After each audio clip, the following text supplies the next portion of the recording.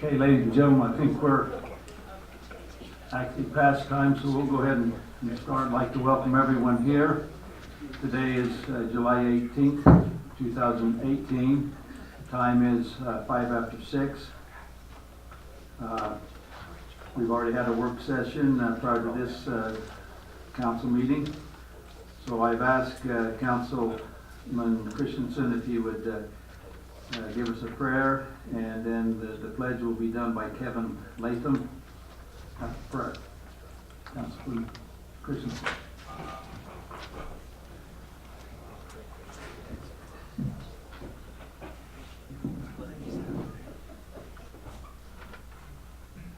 Our dear Heavenly Father, we're grateful for this meeting that we have to govern Payson City, and ask that Thy Spirit may guide us and direct us, that we can know the things of importance, that the citizens of Payson may know that we have their best interests at heart. We're grateful for our beautiful town, and we say these things in the name of Jesus Christ. Amen. Thank you, Councilman. Kevin, you're up.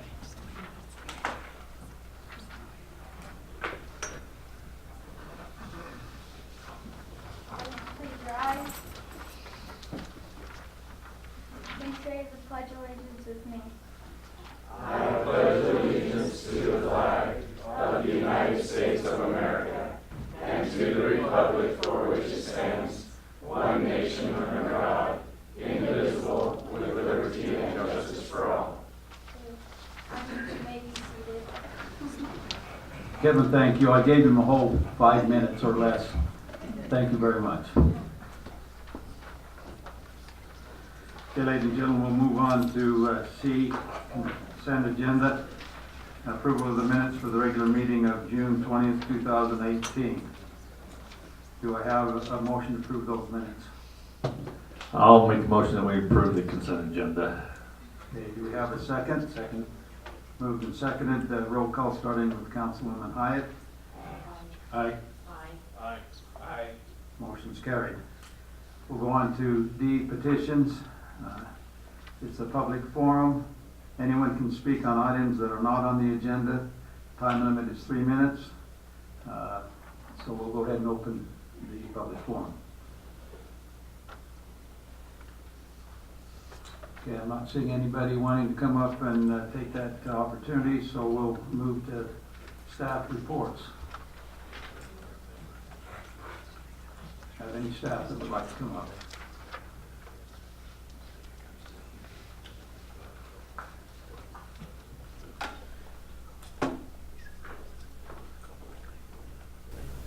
Mayor and Council, I want to report on Western Heritage Night. It was last Saturday, and I want to thank the mayor for being there. He did a great job. He opened our evening with the opening act, and so he sounded very professional. I was very proud. So he did a great job. Linda also was in attendance. I want to thank her. We had about 120 people to the Dutch oven dinner, and then I would say close to another 100, a little over 100 for those at the concert. So I thought it turned out great. It's my favorite event. It's always a beautiful evening, great dinner, great entertainment. Trinity Seeley performed for us, and she did a fantastic job. I also want someone to ask me how many Sound Supper tickets we've sold so far. How many Sound Supper tickets have you sold so far? I've never been able to answer that question before at this time. So this is the first year, that's right. So we have sold 1,700 tickets so far. So I'm really excited. The 4 o'clock time slot is almost sold out.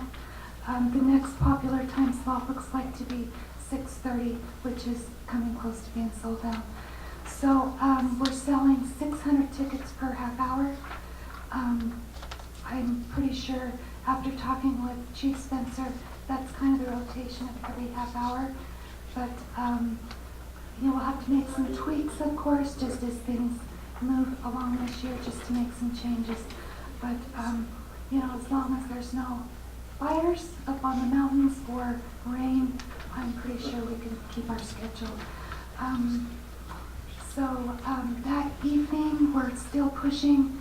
In the past years, most of the tickets have been sold that evening, so I am just leaving a voicemail, still pushing online tickets. For instance, when 4 o'clock comes, right when 4 o'clock comes, I will close 4 o'clock if it's not already sold out. And for instance, if there's 10 tickets left to sell, then we'll sell those at the park. But really, if someone comes to the park and wants a time slot of 7 p.m., we're still pushing. They buy those tickets on their phones. So, hope it works. Do we know roughly how many people we feed? I can't remember the number. Close to 5,000. Okay. It's always around 5,890, sometimes a little more.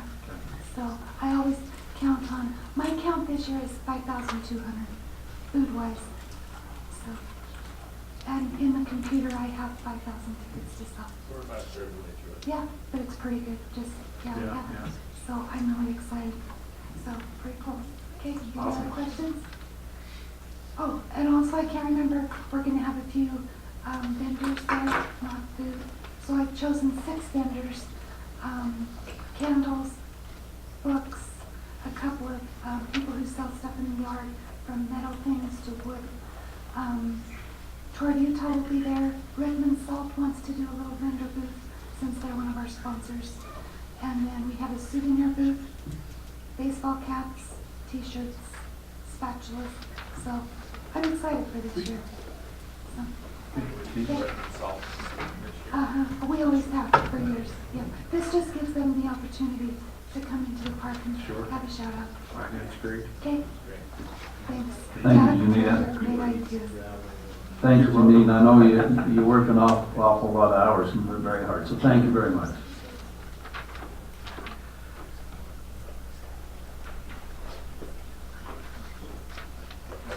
Mayor and council and public, just wanted to give an update a little bit with the recreation. Maybe you've noticed we're hosting a boys state baseball tournament this week. We have our Payson Mustang Angels playing tonight in semifinals right now, and hopefully the finals at 8 o'clock, so that would be nice. That's here. We still have teams also playing in Lehigh and Salem. Other teams went to Spanish Fork and Provo as well for the tournaments at the end of the year this year. Last weekend we had our girls state tournament, and then this weekend is an invitational girls softball tournament. We'll be playing on 8 fields this weekend with that tournament taking place Friday and Saturday. We also have another swim meet this weekend, just like last weekend. So if you'd like to see how that functions, you can head down to the pool in the morning, Saturday morning. There'll be a swim meet there with teams coming. And then public, we invite you to sign up for football. We've got quite a few people registered so far. We'll start next Wednesday night with football.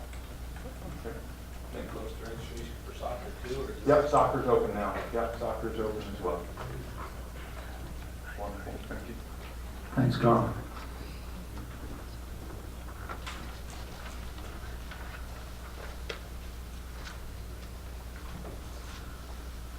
Do we have any other staff who would like to come up and report? Okay, if not, we'll go on to council, starting with Councilwoman Hyde. Do you have anything you'd like to report? I just want to give a shout out to all who helped with the Scottish Festival. It's not technically a city activity, and there's a little behind the scenes conflict that goes on from time to time, but we brought in thousands of people into our community. It's been an amazing event for, was it 34 years? Is that what it was, 34 years? And so I appreciate it. While it's not technically a Payson City sponsored event, I feel like it is a Payson City event, and I appreciate all the work that goes into supporting that. I was a little disappointed that bread didn't come in a kilt, but next year. I was told one would be provided. They did. They packed one. No, I checked, they didn't have one. The lady that had them was in Germany. Otherwise, I've been wearing a kilt. I wasn't dressed like that because We'll get you a tartan cape. And I won't wear one. Anyway, it was a great exercise. I liked, this is kind of a personal note, maybe because of my job outside of school, but I thought it was neat. We had Zion Davis and Cambrielle Fitzwater sing the national anthem in Flower in Scotland. They're both Payson residents, but they represent both school boundary communities. We had Salem Hills and Payson High School, and both of those have students from Payson. Also, the Western Heritage Night, and Janine's going to be really busy coming up, and so shout out to her and the Parks crew and everyone else for the Salmon Supper, the Western Heritage, the Tour of Utah, and the Onion Days Festival. She's got a lot on her plate, and her and her staff and the volunteers do a lot of work, and I really appreciate it. Also, quick shout out to the fire. I didn't hear of any major concerns over the 4th of July. We haven't met since then, but I love fireworks, and it seemed to be a very nice 4th of July, so I appreciate them taking care of it. Other than we ran out of water, I think everybody watered their lawns. That's it. I attended both the Scottish Festival, and it was wonderful. I did not wear a kilt, nor will I. And I asked for a tartan, but they didn't have one for me to wear. Also, I went to the Western Heritage. The meal was fantastic. Janine, who's the lady? Mary Ford. Ford. Oh, the meal was wonderful. So I suggest next year that everybody come and enjoy that Dutch oven. It was wonderful. And the evening was just really good. The mayors did a good job. And the young woman that Shannon, is it Shannon? Trinity. She was wonderful. Anyway, it was good. I have something that I want to ask. Have we ever had a time designated for the city to water, like the ball fields and all of that? And when it, Brian's shaking his head, Yeah. yes. I can't remember. Yeah. When is it? They water during the days. We're doing it during the day. To alleviate water pressure Schools, the issues. churches, the bigger properties, the city. Or doing it during the day? It's not the most efficient, but if we watered at night with the residents, we wouldn't have pressure. Because I have a lot of people that have called and are saying, how come the city can water in the day and we can't? If the city watered at night, they wouldn't be able to water at all. Right, but, We're trying to get most of the pressure at night for the residents, and it's more efficient to water at night. But we don't have the ability to have everybody water at night. So that's why the bigger parcels water during the day, the churches, schools, and the city. all right, because I noticed the water was on at the ballpark today, so. Another thing, Gladstone, the Women's Golf Association had their tournament today, and it turned out wonderful. Everyone likes Gladstone, and they really did it up well, other than the bathrooms in the main building. In the women's, there are 4 stalls, and there was only one. All 3 of them had a out of order sign on them. So we had all those ladies with one stall. And we were sending them into the men's restroom, which, if you women have visited the men's restrooms usually, it is hard to use. But anyway, that was something that was a little bit disappointing for me, that the ladies were kind of wondering about that. But it was a great tournament, and Tracy did a good job, and so did Mark. Oh, yeah. Anyway, thank you, that's all I've got. I have a few things. First, Dave, on the interchange study for Lochner. Do you know if there's a reason this keeps getting put off and put off and put off? Yeah, till November. Yeah, November now. Is there something, a problem, or do you know why they? Did you have a discussion with Andrea? No, Or just it the was email? an email. I don't. Okay. Just the discussion we had with the director last month was that Lochner's requested till November. They don't think they'll take that long, so they requested till November. We've asked the UDOT director, to get it by September. He thinks that's probably going to happen, but Lochner wanted that leeway. Okay. As I understand it though, this is one of the few, if not the only state that has been given the ability to sign for the federal government on an environmental study. And so I think it's a little bit more nervousness on their part. They just wanted to make sure that everything that was done right. And just one last check, from what I understand. And just a shout out for getting the bathrooms done. I heard a report today that the number one thing that women look for if they go into a retail store is not the sales or anything else, it's what the bathrooms are like. So hopefully as the women come in here, we can see our new bathrooms, and then that's why the golf course is important to have good bathrooms up there too. So a couple other things. EDC Utah, who's the Economic Development of Utah, they used to have a contract with Utah County, and Utah County's gone on their own now. They're doing with Colliers, but we still, Payson has its own contract with EDC Utah, so we'll keep working with them. If you know Russ Fotheringham, that did a lot for down in Payson here, came to all of our meetings, everything, he's now not employed because he was a contractor to do Utah County. So anyway, so that'll be a change for us, but I think it'll still work out well. They came down and saw us EDC Utah came down and saw us this week, and I think it'll still be a great relationship. So the last thing I have is our golf event that we're doing. I'll pass these out to the council, but this is one we started last year for just saying we're open for business and trying to invite people that might want to come do business in Payson, and also the ones that are already in Payson doing business, because 90% of your growth in businesses come from people that are already working and doing things in your community. So it'll be September 26th, and we invite special people to this, and we're going to add a few things this year because we want to be different than everybody else, and use the golf course as economic development tool for us. But there's quite a few people that don't golf that we'd like to have come, or spouses or things like that. So we're going to have a hot air balloon rides.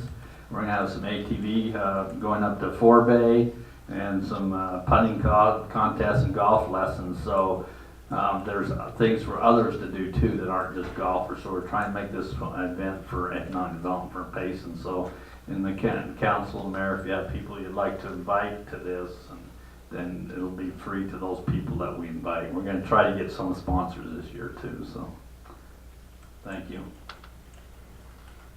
It seems like a long time since we've met as a council. I'm trying to remember all the good stuff that's happened since then. Carl, I did attend one of the swim meets we had at Payson Pool, and I thought it was great. I wish there was a little bit more bleacher seating in there. That felt a little crowded and nowhere to really be, so something to think about. As well, the marathon Saturday we had last week. I attended the Scottish Festival, walked in the parade, watched the dancers for a while, kind of wandered around, and thoroughly enjoyed that. Went back later with my wife and kids and wandered around and bought some of the fancy root beer and cream soda and stuff. Unfortunately, all the Scottish food fare was gone by the time I'd gone back, so there's a little bit of a miss there. And then I attended the fireman ambulance summer barbecue, which I thought was a real good experience. Kind of rubbed shoulders with those fine ladies and gentlemen that do so much for our community, and to hear their aspects and perspective on things. And then I snuck into the Western Heritage event, went in the back door, sat up on top of the hill, stole the ticket takers' chairs. I figured I was safe at that point in time. We'll forgive you. And thoroughly enjoyed that and watched it for a good half an hour, 45 minutes. I didn't get the food, a little disappointed about that, but my steak was pretty good earlier that day.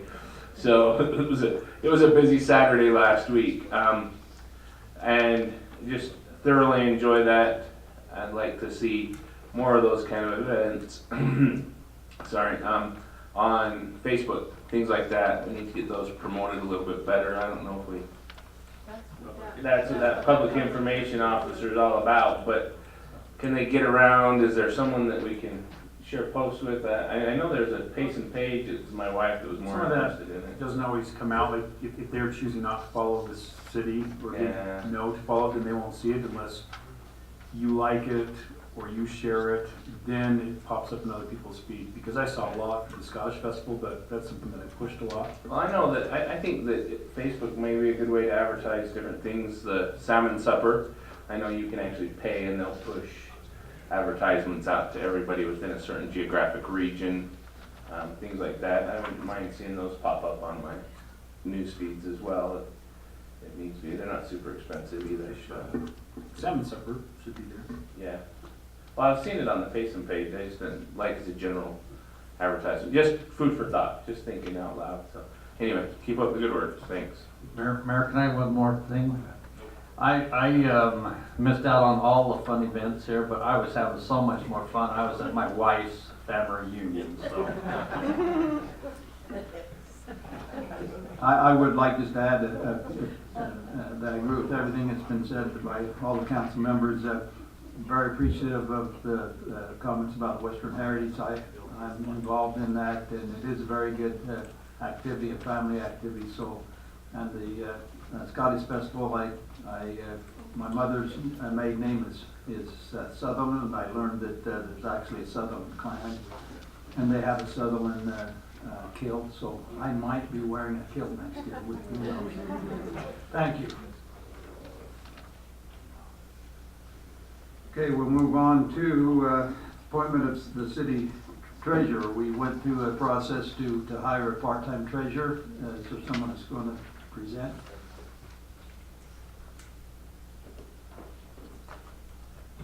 Okay, so as you know, Cheryl Hobbs has been our treasurer, but she's also our utility billing manager, and those two jobs really should be separated just because separation of duties. It's a huge control issue. So we had two part-time employees quit, and I opened the window and I thought this might be a good opportunity to separate those two duties to help get controls in place and to let Cheryl shine. She does so well at utility billing. She's amazing. We have people come in and request to talk to Cheryl. She just handles the public so well. So we have interviewed, and and Audrey Camp was our top pick. She was very impressive, has an amazing background, has an accounting background, worked for Young Living Farms, and just very sharp, and we're so excited that she accepted this position. So Audrey Camp is who we're proposing for the position. I'd like to add that I was involved in that process, and as I understand it, it's my responsibility to nominate, and I would certainly agree with the nomination of Audrey Camp to be our city treasurer. Again, I was involved in that process, and we're lucky to have her as depending on the council's support, as our city treasurer. So was there anybody else on the council that was part of this hiring process? Or? No.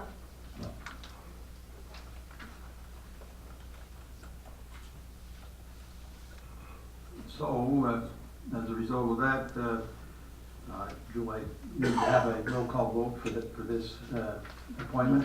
We need a motion to hire Audrey as the city treasurer.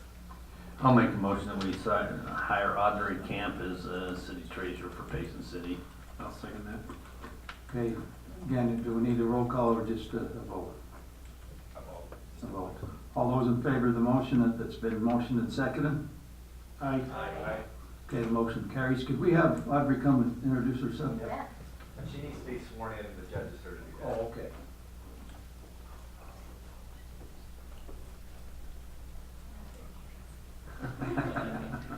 I wasn't warned about introducing myself, but I'm Audrey Camp, previously Audrey D. Hart, so I've grown up here, love Payson. I'm excited to be working with this wonderful group of people and get to know government accounting. I've been in accounting for about a decade, so got some experience there, but I'm really looking forward to being here, and I appreciate being nominated, and hopefully all goes well. Okay, Judge, I guess we're ready for you. Okay. Ms. Kent, why don't you just come over here and face the audience? Raise your right hand and repeat after me. I, Audrey Kent, I, Audrey Camp, do solemnly swear or affirm do solemnly swear or affirm that I will support, obey, and defend that I will support, obey, and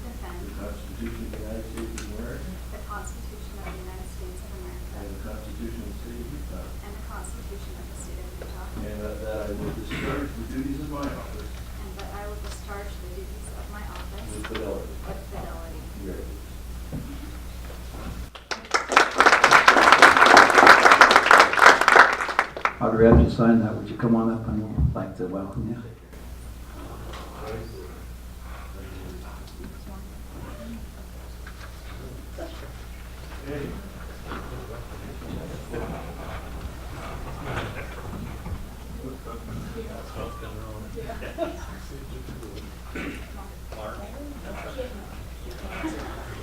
See? Did you feel their hands? It's cold. Good thing you're not wearing a kilt. Thank you, Judge, and Audrey, thank you very much. Okay, we do have a scout in attendance here, and we'll call upon Councilwoman Carter to take care of that for us. There's one here, one there, and then that one. Sorry, yeah, send them up as Linda calls them up.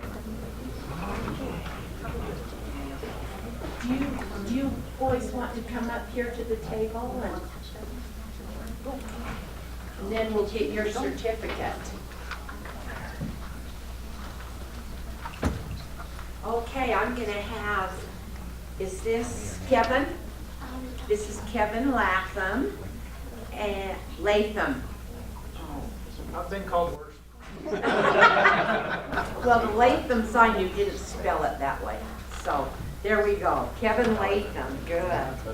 And one thing that we had to do while we're waiting for these boys is we had to tell everybody what you like best about scouting. Now you got to talk loud so they can all hear you. I like just hanging out with my farm and having fun, just doing activities. Good, good. That's what scouting's about too. So appreciate that. I want to give you that and I want to congratulate you. And the I'll give you their mayor. names. Oh, we had to come around. You'll have to introduce you real quick, and I'll go get her. You want to introduce these two now? Yeah, I don't know their names. He's got them for you.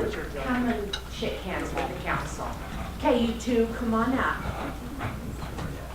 And we'll get your certificates too. Tell me your name. Johnny. Right, well that's an easy one, and who are you? Lake Best? Lake Best. I've never known anybody named Lake. This is the first time for me. Okay, Johnny, we want to congratulate you guys for coming, and can you tell us what you like about scouting? Oh, okay, Lake said camping. Same with you, you don't have anything else? Hiking? What's wrong with me? Oh. Okay, we want to congratulate you.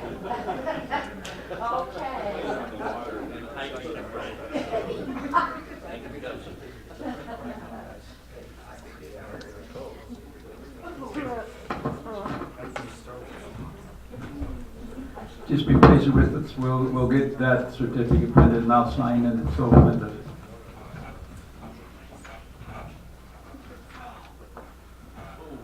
Okay, number 5, we have Chamber Business of the Month. Is Jade Walker here? Okay, don't see Jade. Okay, we'll go ahead and move on. Hopefully if Jade comes, we'll do that when we can. Number 6, presentation by Outrage Utah County Teen Anti-Substance Abuse Youth Group. And I believe we'll have Polly Murdoch come and tell us about that program. At least that's what I was told. Hello, Polly. Hi, I'm not Polly. Oh. Polly, I'm really confused. Okay, then let us know who you are. Okay. So, I'm Delaney Mon, and I live in Provo, and I'm a youth leader representing Outrage. We are a, anti-substance use, abuse youth group, and we try to reduce substance abuse among youth and teens, children and youth. We do this through advocacy and education.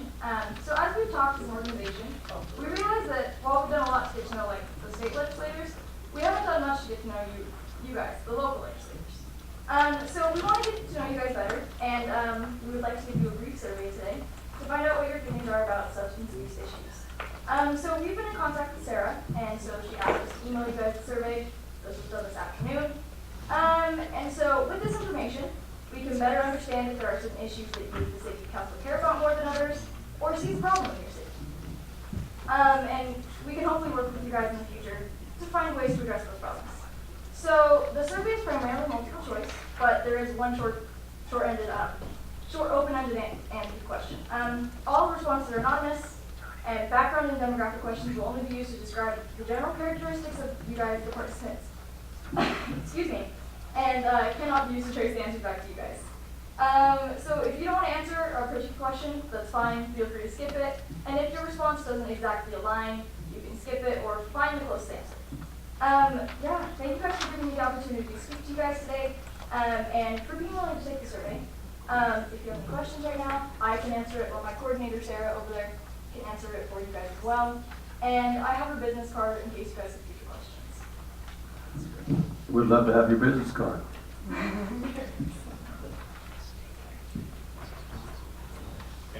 Thank you guys so much. Thank you. Okay, we'll move on to number 7, presentation by the Woodbury Corporation. Dave, would you like to introduce?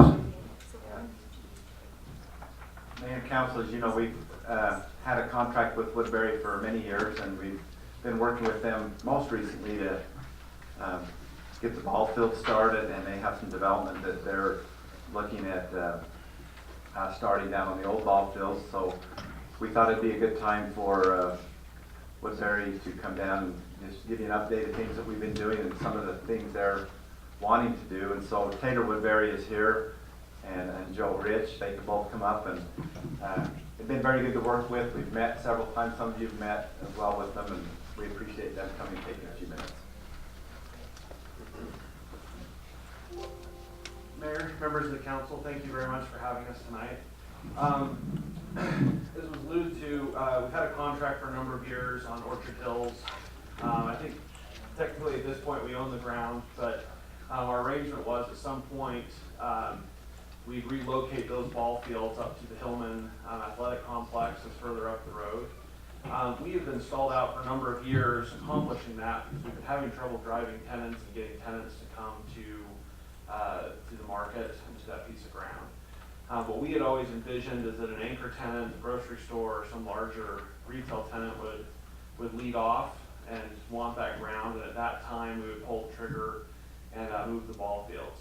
As we started working closer with city staff and with the mayor, a few members of council, we realized that number one, there may be a way for us to jumpstart the timing of that and see if we couldn't get something going, this year or next year, as opposed to having to wait until we had that anchor tenant coming in. Number two, started wondering if the timing in general was really going to be practical. 3 growing seasons is what's required for a ball field prior to the city start making use of it and playing games. And if we had an anchor come in, we'd likely have to have that anchor, if they want to move ahead right away, which would make it so those ball fields be completely taken out of service. So we started working on a new plan, something different than what was originally envisioned.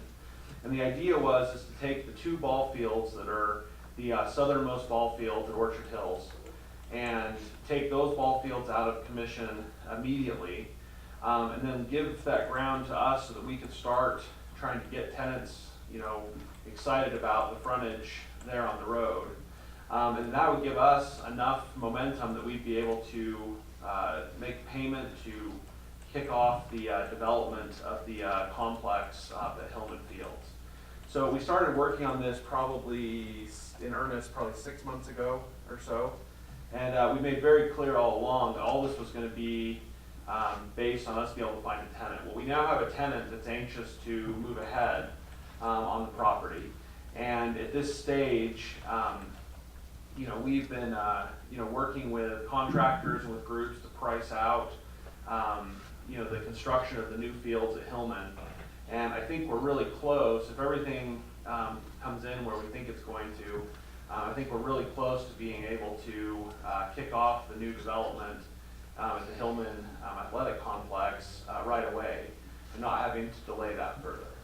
And so specifically what would happen is we'd take 2 fields out of service. We'd start development on those 2 fields, and we think we have tenants that we can get at least a couple of buildings going on those fields. Immediately start construction on the Hillman Athletic Complex fields, which before 6 replacing the 6 fields up at Hillman. And then once those fields were completed, then we would have access to the rest of the ground. So as I said, this wasn't what was originally envisioned, but you know, as we brainstormed and kicked around ideas of how we could get things going, we think this is a really good option. And unfortunately, I mean, we were talking about this, we had a plan in place of how we might accomplish this, and we said, okay, we'll start going out and trying to find tenants. And to be perfectly candid, we thought that would be a much longer process. We weren't anticipating, I think it was just 2 weeks into the search that we found a tenant that would allow us to kick off the development of the frontage along the road.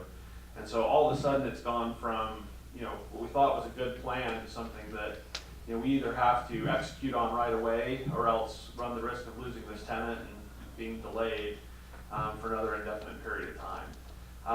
As you probably are all aware, at this stage, from a real estate developer's perspective, retail is a very difficult asset class to develop right now. All of the larger scale retail users, whether they're being hurt by online sales and internet, whether they're trying to adjust to different supply chain issues, you now have tariff issues that are potentially affecting retailers. There's a lot of things going on right now that's making retail financing for retailers in general has decreased dramatically.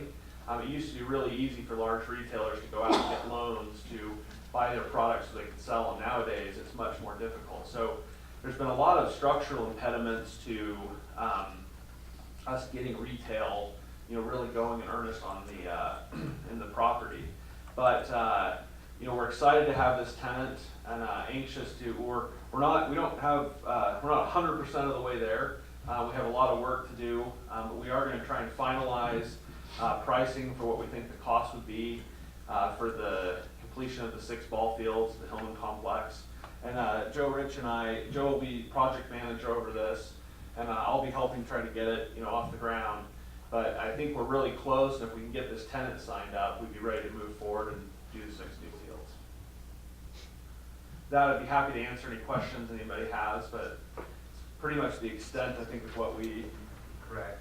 One thing they are doing, they're moving forward. They have to get a zone change on the ball field, so they're going to the planning commission next week, and then it'll be on one of your agendas the first part of August. Thanks, David. Just maybe to explain in terms of process, we because we got a little surprised by the tenant wanting to move so quickly, it's important to us that we are showing forward progress to that tenant. We're moving to the point where they can start construction. So we the zone change and getting building designs in, starting the process and moving forward.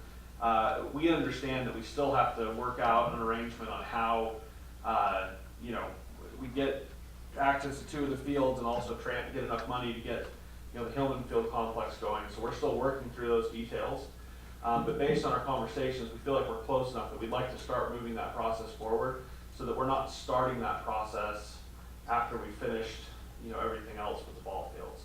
So some of the initial steps, we talked about the zone change, I think 13 years ago, unfortunately, when we first signed this agreement. So this shouldn't be new to the council, but yeah. Scott might remember. Do you remember 13 years ago when we talked about that? Perfect. That. So we're Scott. there too. I make light a little bit, but I mean, we understand this. No one anticipated when we originally signed this agreement that we would be in a situation where it's been this long before development started. It's not for lack of trying. We have had activity, but only just recently has that whole corridor really filled up to the point where tenants are struggling to find the locations that they like to find in Payson. And so we feel like this is an ideal time to strike while the iron's hot and see if we can't move forward. So we'd like to take some of those introductory steps. Getting the zoning changed.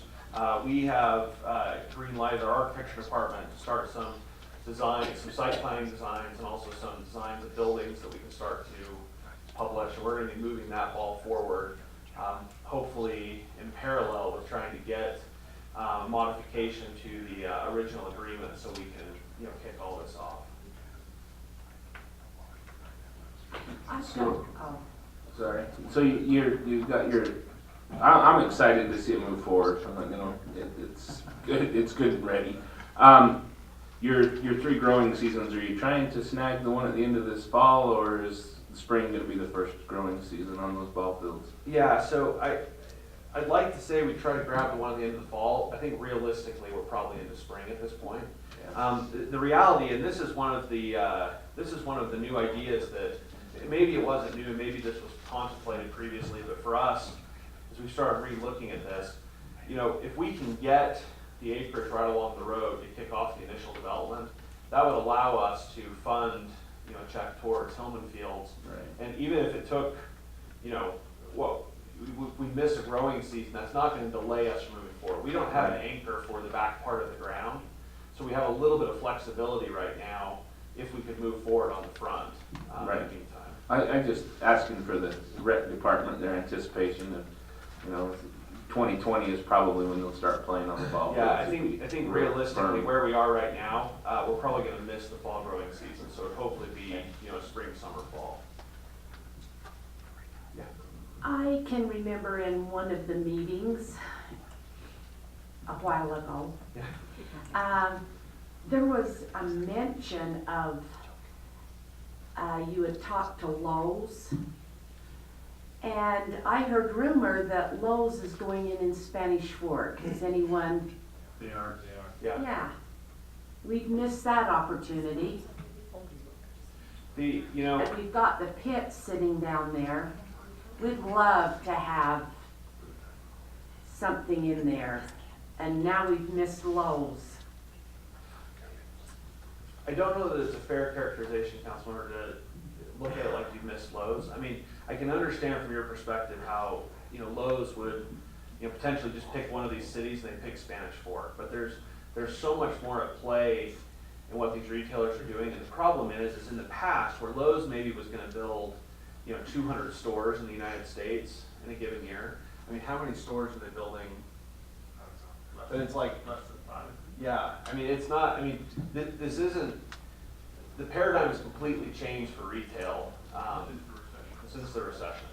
And the thing that we're looking at right now is if we can generate enough activity, and we're seeing this at other properties, our properties where we don't have anything going, where there's no restaurants, where there's no other retail, a lot of times these anchors, when they come in town and they tour the properties, they just don't catch the vision. We have a similar problem, quite frankly, on Redwood Road in Bluffdale. There's no commercial activity, there's no retail in Bluffdale at all.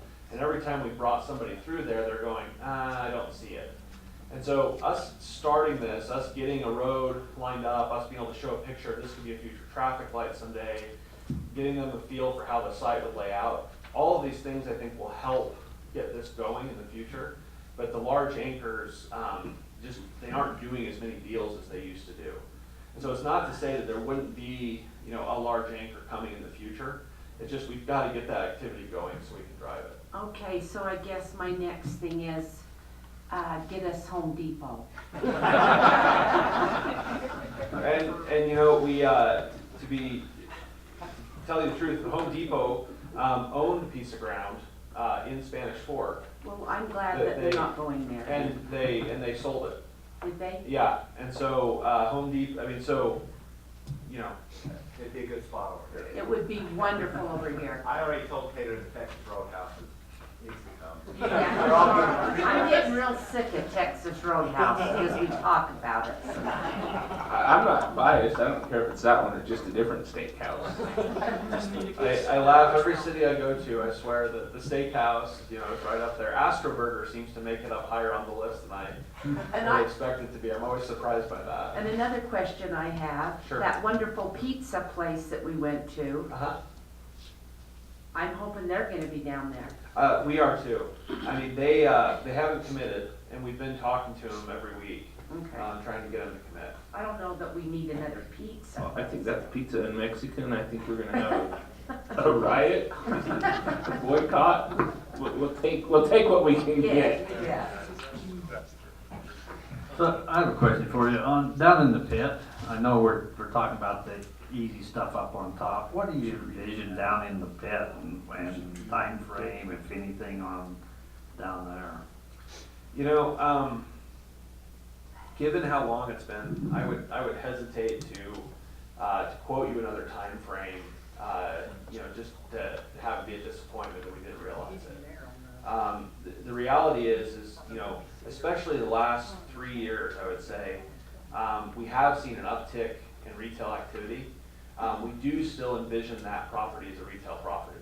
The broker that we have listing it as our top retail broker. I mean, every focus we've had on that property has been to try to get retail going and try to, you know, capitalize on the freeway visibility that would be there and capitalize on the traffic that's there. So at this stage, you know, we go out and we try to tell the story of everything that's south of Payson.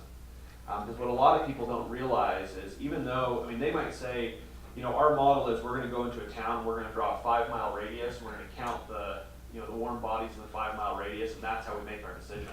And we have a real challenge anytime we're talking to retailers, because, I mean, I don't know how big you have to draw the radius south to capture what the true market is of what would come north.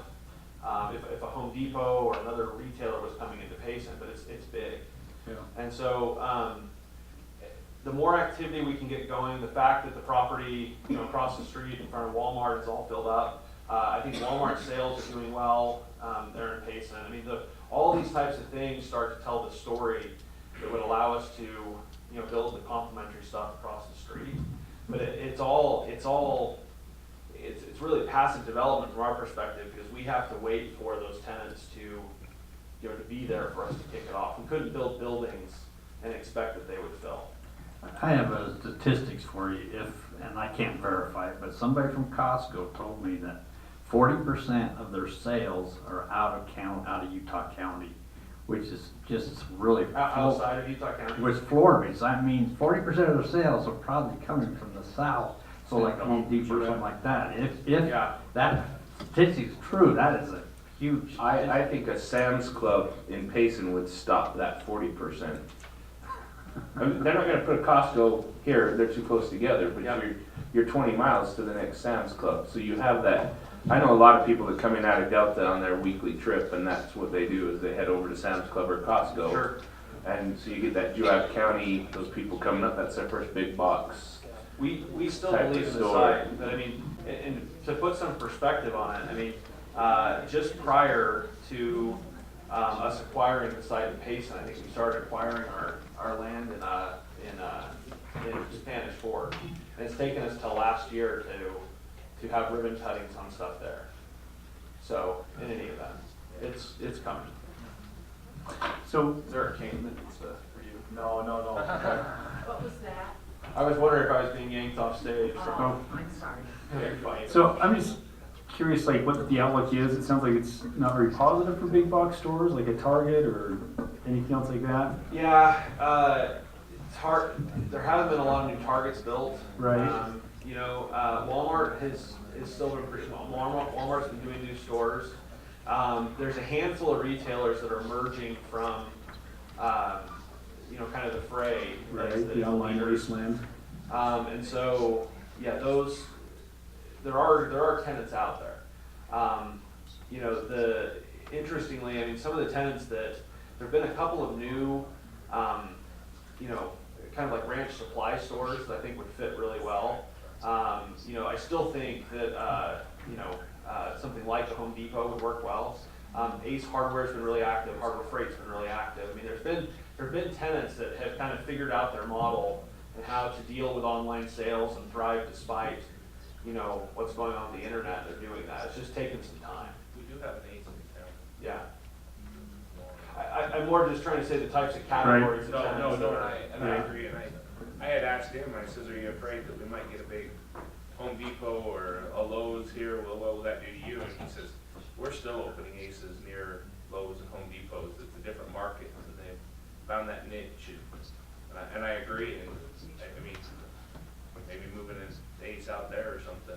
Yeah. Maybe getting things to move in that direction. Yep. I have one other question. So my concern is if we're tearing up the ball fields, if we don't have like a guaranteed start time for the construction with the tenant that you're in talks with, like, is that something that we can guarantee before we tear up the ballparks and then possibly have them back off?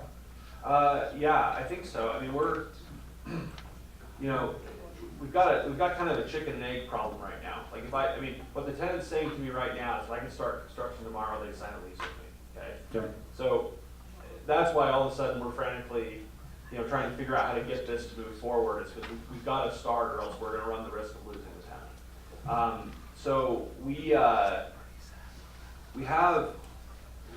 don't want to take, we can't take the ball field to start construction on the next phase unless we have a tenant. So I feel pretty safe saying that if we end up taking down the ground and cutting the check to start building the ball fields, like we're going to move forward at that point. You know, we wouldn't take the 2 fields out of commission unless we were, you know, ready to start on it. Sure. Okay. I have a question. Yeah. Have you looked outside of Utah at what other people are doing? Bringing in other businesses that aren't in Utah, that are in other states? Oh yeah, I mean we spend a lot of time doing that. So you know, Denver's a market that we spend a lot of time working in. We also have they're doing a lot of stuff right now in Kansas City and in the Midwest, and so we're constantly looking for tenants to try to get them, you know, entice them to come. We've been most successful with smaller tenants. The larger tenants generally have supply chain issues that they can't just, like Utah's not the first place they go if they're starting to move west. Like they have to gradually do it and set up their distribution and supply chains. But we're constantly talking to tenants like that. There's a ranch supply company, it's one of the reasons I brought it up, that we really like. It's based in Denver called Murdoch's, that's been just an outstanding tenant, does incredible sales. It's a great operation, and that's the type of group that, you know, they're in about a 40,000 foot box right now that we have them in Parker, Colorado, and those are the types of tenants we're trying to, you know, talk to and figure out if there's ways to bring them further west. So you've looked in Texas? We don't have a lot in Texas. We aren't. I will admit that I think our brokers, you know, are trying to be up to speed on anybody who's expanding. And I would say anybody who's coming to Utah, you know, we're hearing about. But in terms of trying to recruit tenants from Texas, I don't think we're doing. Well, I was just amazed being down there and seeing. I mean, of course, they have all the same ones that everybody else has, but they have a lot of different ones too. Which, you know, I was asking around, and they go, "Oh, well, that's throughout all of Texas." And I'm thinking, geez, that probably could do good in Utah. It just hasn't. I don't know, it just hasn't made it out of Texas, but you know, they had some pretty good. And another thing was, so online, and they were talking about all those people now that have reached that $10 million mark, where now they're having to go and do a brick and mortar store. Have we been checking into that? So, unless I'm mistaken, I don't think that same restriction is that in Utah? I think that's just, no, that's just something now. Yeah. So if that comes, those are types of we things go we can start to to pick up. Yeah, when we went and they were talking about that, how now, because they pretty much hit their audience out there in the United States, and so now they're starting brick and mortar companies because they want to put it out even more to the people who aren't online. Yep. You know, so the things we do to try to stay up to speed on what's out there, we're very active in the International Council of Shopping Centers. You know, every year we go to, you know, the big show in Las Vegas, obviously, but our brokers are at basically every quarter there's a show somewhere, and they're at all those shows talking to all those tenants. We try to stay up to speed through the other brokerage houses, you know, in town. So, you know, we're doing, the nice thing, I mean, I can't remember how many square feet of retail Woodbury Corporation manages in the market, but it's, I think it's close to about 6 million or 7 million square feet. So we really are getting pretty good visibility of the deal flow that's coming into the market. So we're doing everything we can. And like I said, I mean, Craig Erickson, I would not hesitate to say that he's our best, you know, retail broker, and he's been, you know, anxiously engaged trying to figure out how to get this off the ground. I just like to see something different come in. Yeah. You know, you see the same stuff at every place, and it was just, that's what was interesting down there, is they had so many different things to offer that you, and they weren't just everything that everybody else had. I mean, they had that too, but they had other things. Well, we love developing for local businesses too, so if there's anybody that, you know, has the concept that's gonna knock it out of the park here, we'd be interested in talking to them.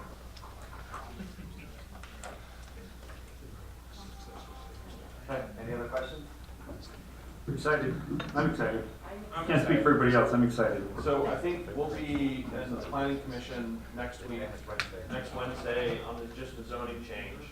And then we're, you know, gonna be continuing to work with city staff and trying to figure out the way forward on this.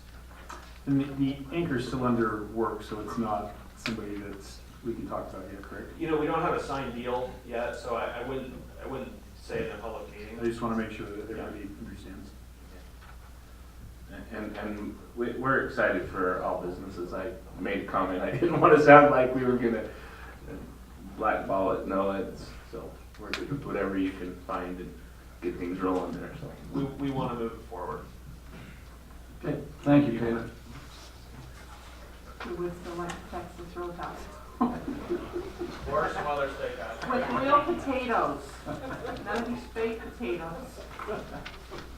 Okay, we'll move on to number 8, discussion regarding water dedication requirements. Dave, I believe you're doing this one.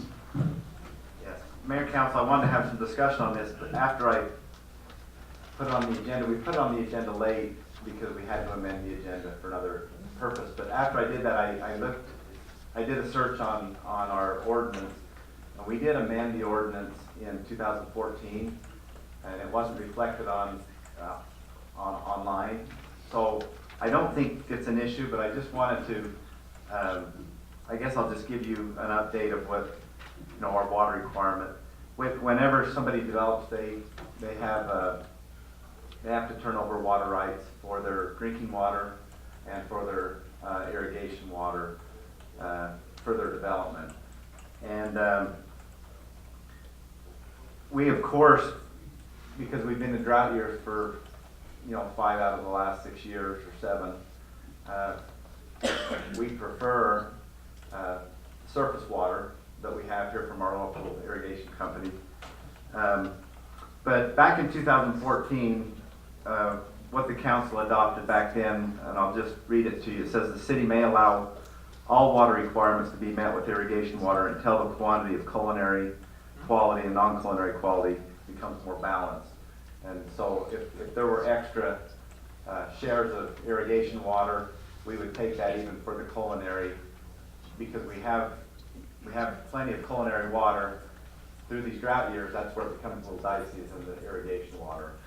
But also, we do accept, and then it has the list of water that we do accept, but from Petite Creek Canyon water, and then well or subsurface rights that are capable of being transferred into the city's name, and then strawberry water from the canal companies, and then it said any other water right approved by the city council. So that covers the basis. There was a question on whether it had to be strawberry water and not the well water that's transferred, you know, from East Jordan or Utah Lake distribution, some of those other companies. But we do have that in our ordinance that we do allow that. And so there was some discussion from some other developers that, you know, maybe they couldn't use that water for their water requirement. It had to be the surface water that came in. But as I checked the ordinance that was passed in 2014, we did clarify that. So unless you want to have a discussion on water rights, that's kind of what the current ordinance says. And we do accept water from the well rights that are transferred, you know, into our wells from. We do have East Jordan water that we've transferred. We've had Utah Lake distribution. Of course, we do prefer and we like the strawberry water Highland Canal shares, because that's surface water that goes right into our ponds and helps us. So I don't know if you have any questions. Like I say, initially when I put that on the agenda, I didn't think that we had made some of these changes, and so I was concerned about we were doing something that the ordinance didn't allow us to do. So basically, it's a non-issue right now? Yeah, right now, unless the council has concerns that we not accept some of that water. But right now, under our ordinance, we do allow those that I read, those types of water.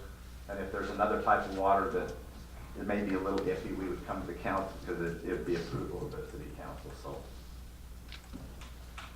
I don't know if you have any questions. We do have quite a few developments in the works, and there are properties that are looking at developing that does not have strawberry water associated with with that land, so they have to find other waters to be able to bring to the city so they can develop. So that covers them in that regard? Yeah, I think so. So I don't, if you don't have any questions, I think we can just move forward under what the ordinance says, Title 10, our water ordinance, and I think we'll be fine. Doesn't appear we have any questions, do we? Okay, we'll move on, thanks. Move on to action items, this is number 1, public hearing, request to vacate lots 39 and 40 and public utility easement from Canyonway Plat A and establish Canyonway Plat D and new public utility easements for the lots located at 1170 South and 300 East in the R-1-9 residential zone. I believe staff presentations, Daniel? You just start, okay. I'm hiding. Don't hide.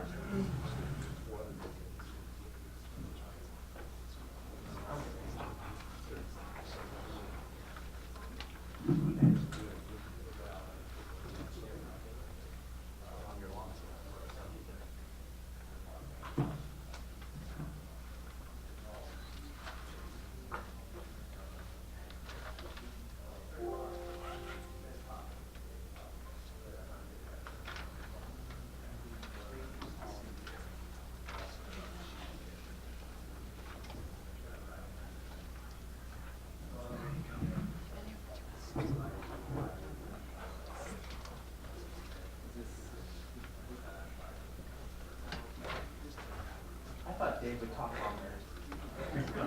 I'm disappointed in him right now.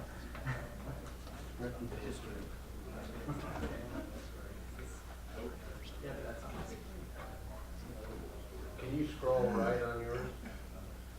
Scroll, just slide it to the right. Is yours a touch screen? Pick up the window and drag it to your Or right. hit That's F5, the screen. you should pop it up. So, Doug, you open your PowerPoint. Were you doing a PowerPoint presentation? When you click on it, you can actually split the screens and it gives a different presentation over here when it's on the screen. Okay. All right, so as we stated, we'll jump ahead. Okay, so this is Canyonway subdivision right here, R-19 zone. It's all single-family residential, single-family detached homes, 40 lots out there. And the lots we're looking at are 287 and 295 east, 1170 south. They're currently lots number 39 and 40 in Canyonway Plat A. So this is the current subdivision plat. And here's the aerial, so you can see what we're looking at. I don't think I have a little magic light, but they're on 1170 South. The home's on the far right on 1170 South. So right now, the lot line between 39 and 40 is a straight line like that. And the applicant is, is in lot 39 and seeking, well, I guess the two parties are 39 and 40, and they're seeking to modify that line to the east, so to the right, to allow more space on the side of the home for storage of an RV. And because this isn't a plat, we can't do a boundary line adjustment. We need to vacate the lots out of the subdivision. There's also public utility easements that run along the property lines, and so those would need to be vacated, and new public utility easements established, as well as a new plat. And that new plat would just have the 2 units in it, or the 2 lots in it, lots 1 and 2. And the parcel size would change slightly, and they become 9,400 and 9,200 approximately. And in the R19 zone, the minimum lot size is at 9,000 square feet. So the frontage won't change. Nothing will change except for that line between the 2 parcels, as well as some of the square footage and the location of the public utility easements. So here is the new plat that you can see the boundary line amended, so it It veers a little bit towards the northeast. And that is it. So this one's pretty straightforward. We've contacted the utility providers, and as far as we've heard back, there aren't any utility lines in there that would prohibit this from occurring. And they're okay with the new public utility easement. Again, it's a 5-foot public utility easement along the side and rear lot line from 10 foot. So do we have any questions about this process? Why are they moving it? So, Yeah. it already exists, it's just the one property owner wants. One property owner wants a little bit Extra more, land for his an RV neighbors park. willing to sell the land, but they need to go through this this process. It would allow RV, I think he has a couple toys, not sandbox toys, but the fun on the weekend type toys. Yeah, yeah. This is a lot of work just to change a little bit. How much does this cost? It's $200 for a plat amendment right now. And that's it? For all the time it takes or anything? Yeah, it doesn't take too much staff time with these really simple ones, luckily. Now it costs them a little bit more because they need to, get an engineer, surveyor, someone involved. So we have to really like their toys.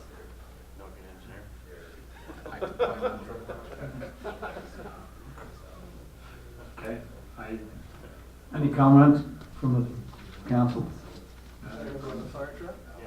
Okay, The applicant's here if you would like to ask any questions. I don't know if they're. yeah, we'll just open the public, we'll go ahead and open the public hearing. Okay, do I have a motion to open the public hearing? So moved. Okay, second? Second. Okay, all in favor? Aye. Okay, motion carries. Same things apply as earlier. Step to the mic, state your name and address, speak clearly, limit your comments to 3 minutes. Basically agree or disagree with previous comments. Don't repeat, just state new information. So if anyone would like to come up to the mic and state their concerns or support, we'll listen to it. I guess I just walk them I up. think we have applicants going to come talk. I got a book from Brett, will shake your head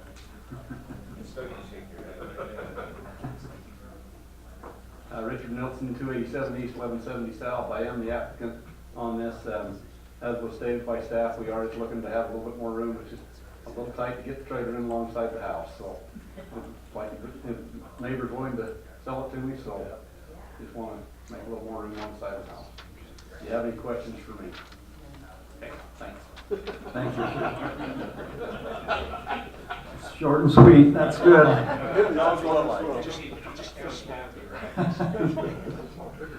Okay, we have anybody else would like to come up?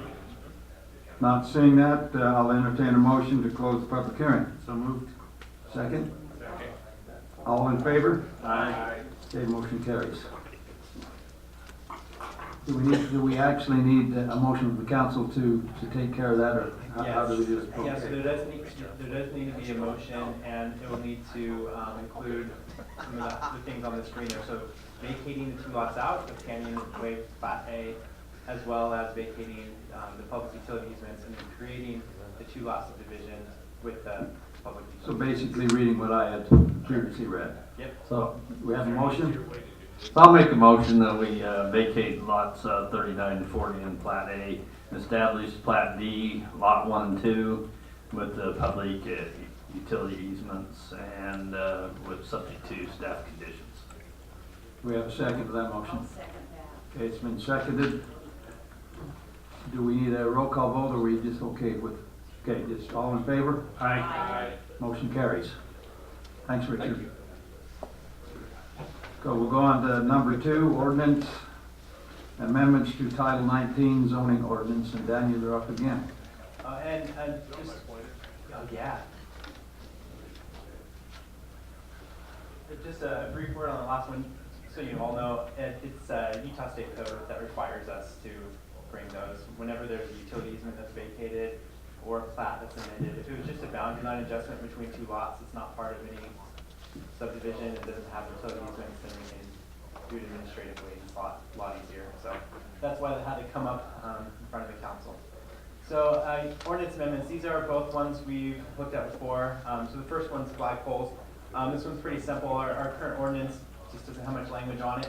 And we've had at least one applicant wants to do a large flagpole, and we just don't have anything in our ordinance to accommodate it, to address it at all. And so we came before, we discussed this, and the concern, I guess,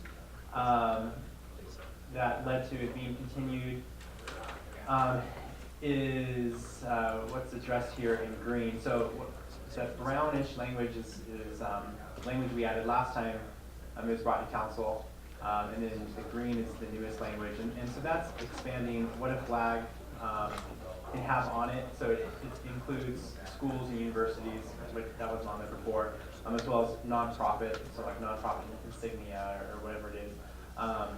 And then on the bottom, and I went and did some research. There's discussion about lighting and other care of flags.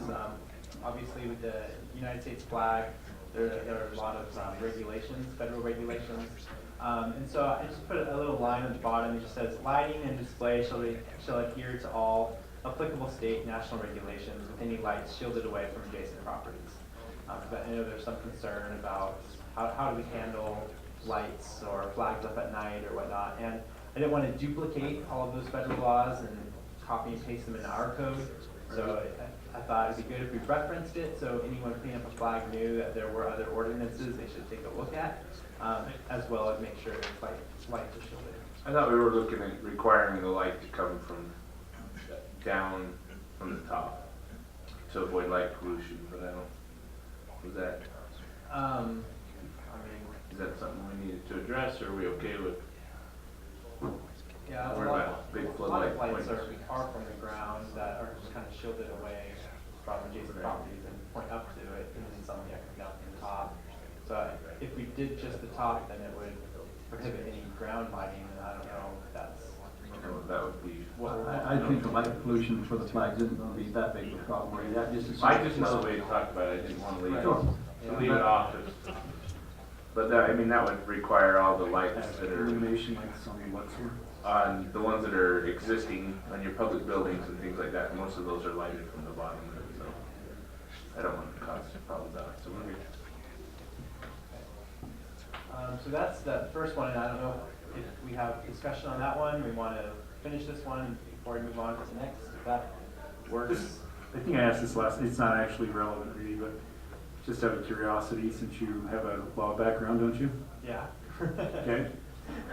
So freedom of speech and expression, can we really limit it to universities and school nonprofit? Yeah, so the law allows time, place, and manner regulations.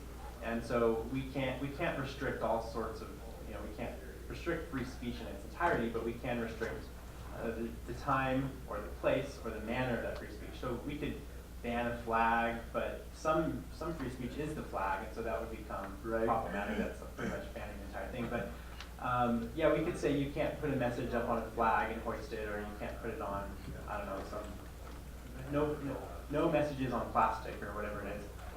We can ban that kind of manner of speech. So I don't know, the attorney could speak more if you have specific concerns, but yeah, time, place, manner. It's not that big a deal for now, I'm just curious. It is an interesting question. Lots of cases on it. So we're okay with what we're doing, right, Mark?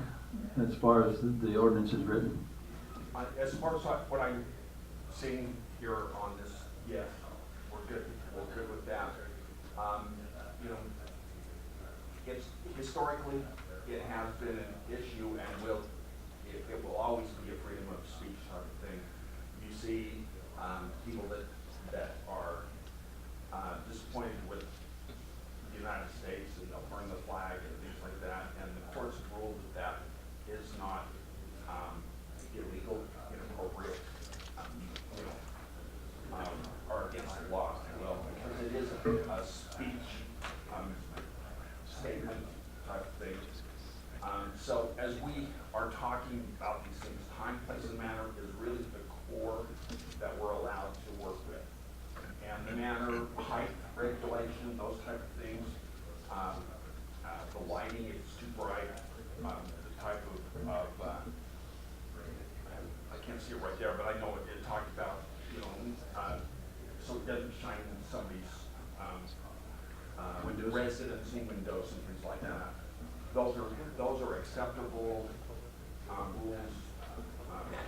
One of the times that we dealt with this kind of concept was the anticipation of peace protesters, not peace protesters, but protesters within the temple came up, and we had time, place, and manner, but they could walk on the sidewalks and display their signs and things like that. Okay, are we ready for, do we have any discussion from council? Do we need a motion? I think we do also. Okay, go ahead. So, one of the Don't Tread on Me flags, do they fit? I just know there's people in this community that fly them, do they fit? Is that a civic flag? Is that a, the snakes that say don't tread on me? Tread on me. I don't know if that's Part part of of those, it. they're, I think those are going to be come under speech. I've noticed there's a particular area that applies to the Southern Union Jack or whatever they call it. That would be a civic flag. Those are expressing speech, really. If it helps everyone rest at ease, this is pretty common language, that first provision, limiting the types of flags to state, national, civic, these kind of things.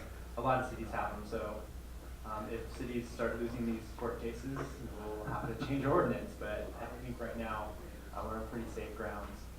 And it does shift when it comes to commercial speech. We can control commercial speech a lot more.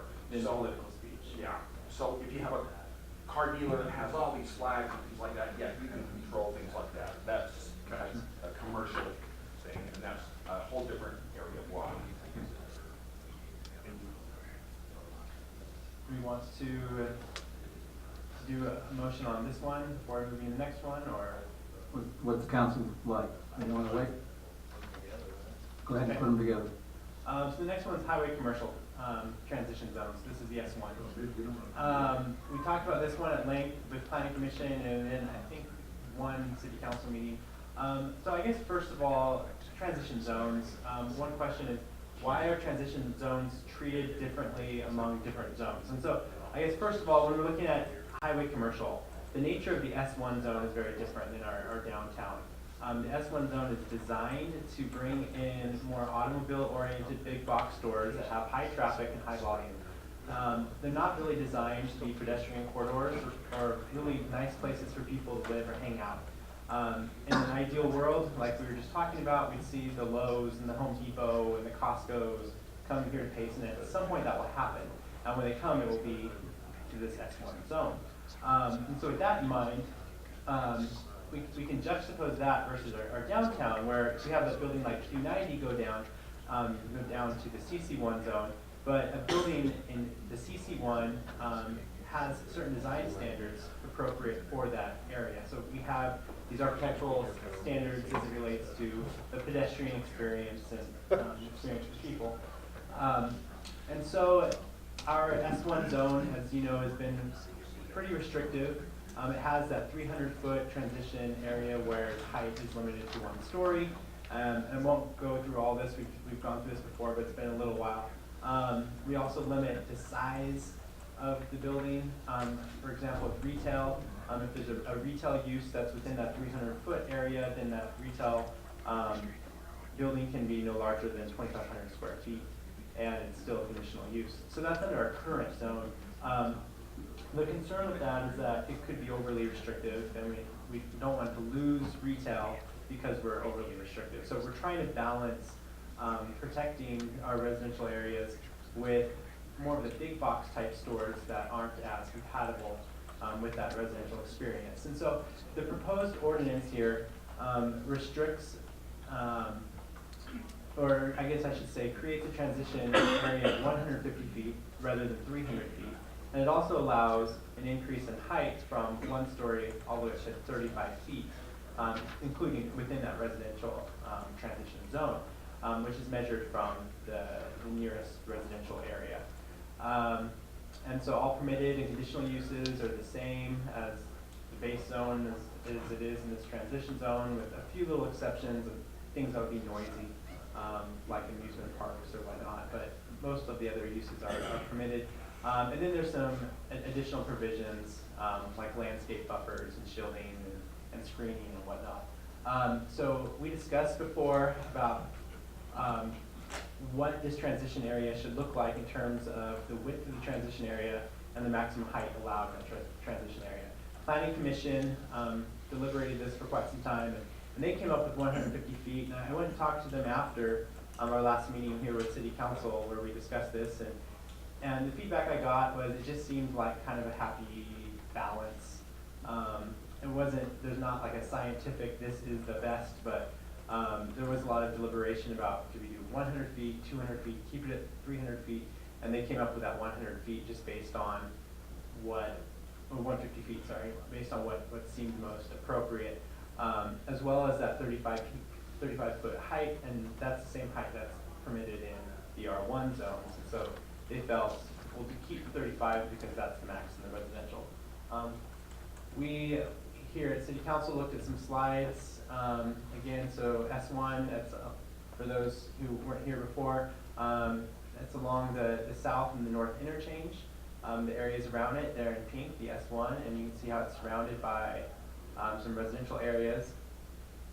As we take a little bit of a closer look at the north interchange, you can see, for example, here we have on the south side of the street, so that's the right side, an R175 in that picture. And then on the left side, that's the north side of the street, there's an S1. And so any building that's going on the S1 zone would be subject to whatever kind of transitional requirements we have. Same as here, we have across on the east side of Walmart, you can see we have some homes there, and that's about 200 feet, and so that would cut into whatever kind of building goes in there, so that would limit it based on whatever height or whatever other kind of restriction we place.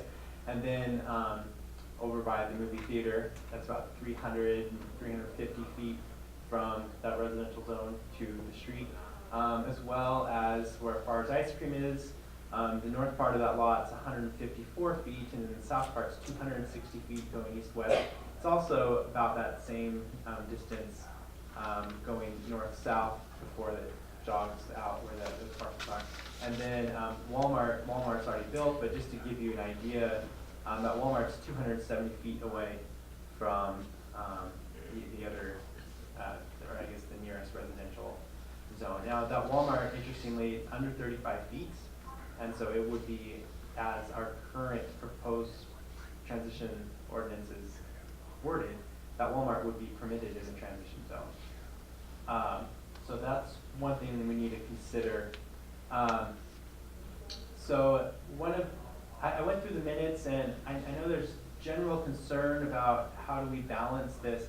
The specific point I got to make sure to address was slope, where we know that we have the pit, as we were just talking about a half hour ago. So the language we put in it simply says where a slope exists between buildings in the transition zone and the adjacent residential zone, the Planning Commission may elect to calculate maximum building height by measuring from the base elevation of the nearest residential building in the adjacent residential zone.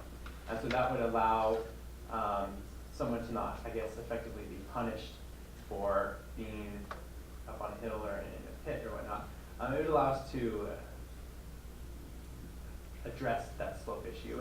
And kind of out of the hat, we picked Planning Commission just because Planning Commission likes these planning things, but it could be City Council, it could be staff, but we were thinking that we'd want a legislative body to take a look at that and see if it's appropriate for that site. So that was the only change I put in from our last meeting. A couple items, I guess, as we go back to where's the slide. As we're looking at this slide, the setbacks right now in the S1 zone are only 10 feet.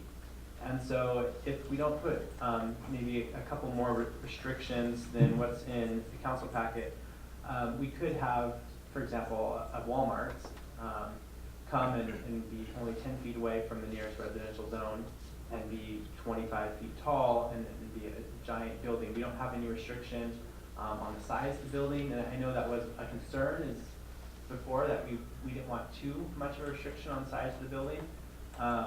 But we need to bear in mind that as is proposed, there's no restriction on the size of the building.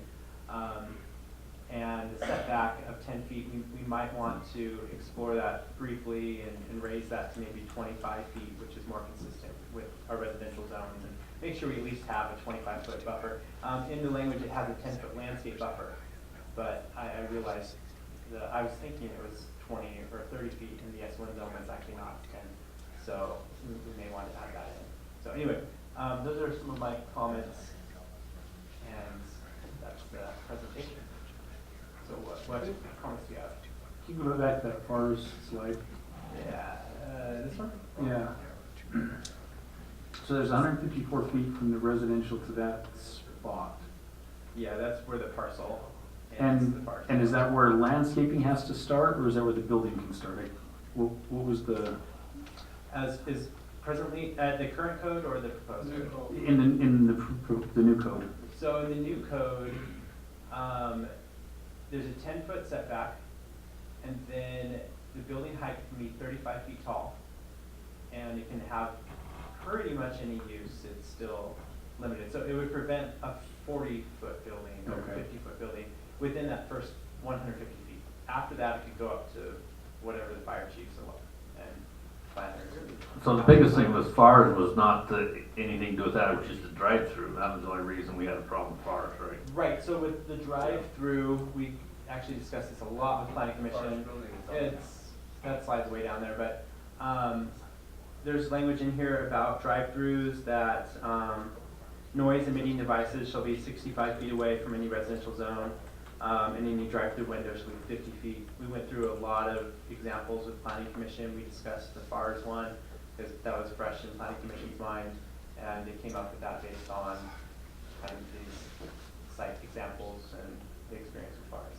So going back to Councilman Weldon's question, that 150 feet, does that include those buffers, you know, like a parking lot and the landscaping? So where the building can start, right? So the building can start. FARS is sitting where it says that. FARS is within that 154 feet. Those are the old buildings that have been there for years. Right. Right. So if We're talking about potential, we're not talking about what's there right now. if FARS, Well, I know, but it's showing you guys that they're talking like FARS is set back 154 feet from the No, property. no, that's not what I was referring to. so if FARS were to come in today under the proposed ordinance, they would need to be, first they would need to have that 10-foot landscape buffer. Then after that, we need to have whatever setback we propose. Currently it's 10, we might want to bump that to 25. Parking lots, they can always be within a setback. We do have some restrictions then on their drive-through, mechanical equipment, there's trash cans, some things like that. But the building itself could be right on that setback line and go up to 35 feet. Now, as far as change their business model and started to do, some other things, they can't go taller than 35 feet until they get 150 feet away from that residential zone. That'd be a very large forest. We do like our ice cream. That's right. Lots of flavors. So whatever you guys decide, one of the reasons to push this was the hotel to look at different locations. So they've come and talked to you before, they prefer a 4-story building.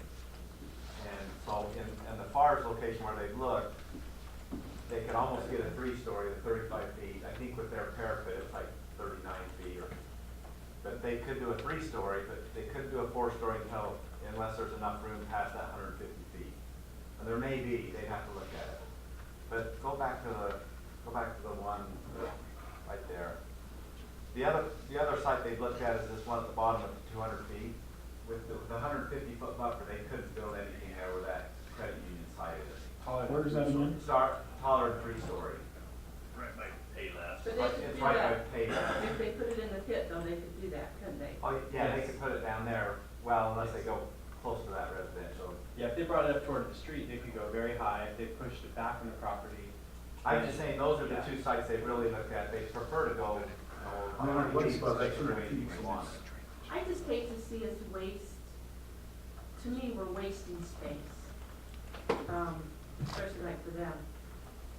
We wanna give them so much buffer, but the pit's the perfect place for them to go, because then they could just butt right up. And they can go 4 feet, I mean, they're 4 stories high. And I know they don't wanna be there, but maybe another one would. Or maybe that could be your place, like up in Idaho Falls. They came in there, they bought a bunch of ground, I think it was 20 acres. And they just built all these different motels there. It's so cool, because all the motels are like right together. So if you don't get here, you can go to the next one. And then, but when you look out, I mean, it's just farm ground, because that's literally what they did, is they just went and bought farm ground. And that's what they're doing, is they're going out, they're buying what they need. But it was just cool, because, like I said, everything was right there, and then they had their little eating places that everybody could go to. So everybody would get out of their motels and walk over to the eating places. I mean, it's just a thought. No, I'm just pointing out that the two places that they've looked at, and they've come and talked to me about that, it wouldn't work on this Yeah. for a 4-story building. And maybe the FARs would, based on how much room's after the 150 feet, they might be able to put a 4-story along that. I don't know, we have to look. And use this as their, If you move the setback to 25 feet, you may not be able to, because you get over into the Payson fruit growers land. Look, the setback would be within that. Yeah, that would be Yeah. for just the 10 feet. Yeah, it wouldn't be 25 and then another 150. It'd be part of that 150. I kind of look at a building more like Smith's maybe as one as an example that we'd want to avoid that in the future. If you look at the backside of it, it's not set back very far from that residential area. And I know that's not the same zoning, but kind of as an idea of what the concern would be, Walmart coming in there and crowding up against a set of condos or something, giving you kind of that sleazy neighborhood right back behind it. You kind of get that feeling like, well, this is just a gross area, you know what I mean? And so where they're pulled back and away, it kind of keeps it clean and open and area around it. And I'm with you, I'm a little concerned that they can throw a 35-foot building within 10 feet of that property line, because that's what the code says they can. But, I mean, but if you take that same building and you're picking a 2,000 square foot doctor's office, like, say, Apple Valley Vision, which is a tall building, which would kind of fit that same example, that's the other direction, it's back in, crowded against that residential. I don't see a problem with that building. It's smaller, it's not got as much traffic, It's down lower than the neighborhood too. right. Well, I mean, I'm just saying you're set back. and it's closed at 7 o'clock. But yeah, how do you write the code that says, well, if you're open 24 hours and there's a lot of people there, you can't build? Yeah, and we can. It's just a long code. So start writing. Yeah. Think of every We'll possible. talk about it next 2 weeks from now. Jill's excited, she started making notes.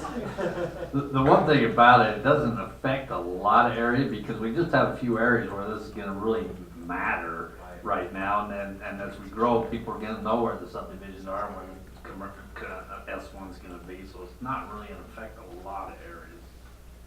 The one thing I emphasize that Daniel pointed out is currently it's 10-foot setback, and we're talking about, you gave the example of Smith's and behind Smith's to the residential. They could be even closer to the residential if that was an S1 zone. They could even be closer and still be in compliance. So you may want to consider a 25-foot actual setback. I'm in agreement. I think, well, I know over in the R1 zone, I think the setback's 32 feet, isn't it? In the It's 25. not the R1, the I1, the light industrial, whatever. Oh, 30. 30. Yeah. So you've got a 30-foot requirement there, setback from even next to a similar business. Right. Yeah, and that is. So why are we so close here? Is anybody opposed to bumping it to 30 feet? I mean, that can be parking lots, it can be different things, it's not like it's wasted land. Well, just seems that it's. Well, but it depends on the layout of the land, like, you're not gonna, Yeah. like, if your building front is on the frontage, you're not gonna put a parking lot behind the frontage. Right. So if the back of the building goes up against residential, you don't wanna have Well, and there's always a parking lot. variances for those, right? Or is that, this is set in stone? Variance is tough, so you Or you have to just have have to have kind of special areas. Well, you know, and Getting to, you know, for different areas, one way will work, and for other areas, another way will work. And like Councilman Hewlett says, this is a very, you know, small area that we're gonna have to continually, you know, we won't have to be up against this very often. And so I think 25 feet would be plenty. I don't know all the rules and regulations, can we change this to an S1A and write the code specific to this region? And when the S1 comes in at the other interchange, that it's written the way it should be, and but I mean, you're right, these houses have been there, some of them were built in the late 70s. And so. Well, the ones that are right abutting were 90s. Cause I lived down there. Well, yeah. But they've always been against. The ones by Fars. It's always been Right. zoned that way, so they know. So, but when it was zoned that way, it was a 300-foot setback. We wanna move it up to 150 and, so. It wasn't necessarily a setback, but the 300, it was. Was it transition? Transition, right. And we're trying to ease in that transitional zone. I don't know. I'm good with the Politician, 150 and foot. we're trying to make everybody happy on both sides. We're trying to add a buffer that they didn't have before. So we're actually giving them something because right now. The S1 zone is a buffer, or they didn't have the buffer Not the before. buffer, right, they had 10 feet. So we're adding a buffer for them if we do that. I didn't think that they could build a building over 1 story high within 300 feet of that transitional line, and that's why we moved it. That's exactly right. Right, So right. we're shortening that up, we're taking these big buildings and we're gonna put them in their back pocket. But you're talking about the buffer versus the setbacks, those aren't the same thing. Yeah, Fars was within 300 feet, so it's not. But it's only a single story building. Right. So it met that criteria.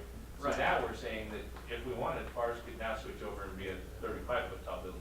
But they could have been within 10 feet of the boundary line. I think With the building right now. 35 foot building. No, So we are at. They could be a 35-foot building right there, could they? With single story. So But under they the could be current within 10 ordinance, it couldn't be more than 1 story above grade where it's at. Right. But with the proposed ordinance, now they could go up to 35 feet, which that really changes that nature of that 10-foot setback. A 10-foot setback with a 1-story building isn't too intrusive, but a 10-foot setback with a 35-foot building, that feels much more so. Sure. I don't know, that's a Could tough a fire call. engine even get in there They don't need to get in there, can they? on 10 feet? I mean, Is is there this to a have fire code, is that what the 10-foot's for, or is No, that? we bring in 26 feet. So the 10 feet really is a moot point for us, because we require 26 feet for access. So to start on back there and just burn up. Your suggestion. They find it from the outside. Cheaper that way. Yeah, they have to be able to get access to the building, but not all the way Or around. hoses can go Yeah, around. they've got- That'd be nice. So fire sprinklers are for. Yep. What are you gonna do, drive-through? That's right. But I think your point's well taken. A 25-foot setback would mimic. So the setbacks 25 now, foot for a 35-foot building. Right. 35 or is it 40? 35. 35-foot building and then 150 setback if it's More than forced. Could we write the code that the height of the building is equivalent to its setback? So a 35-foot building has a 35-foot setback, a 10-foot building has a 10-foot setback? Yeah, so. Is that, And then I can put a mini house Yes, next we to yours. explored that option with planning commission. We looked at kind of a stepping type system.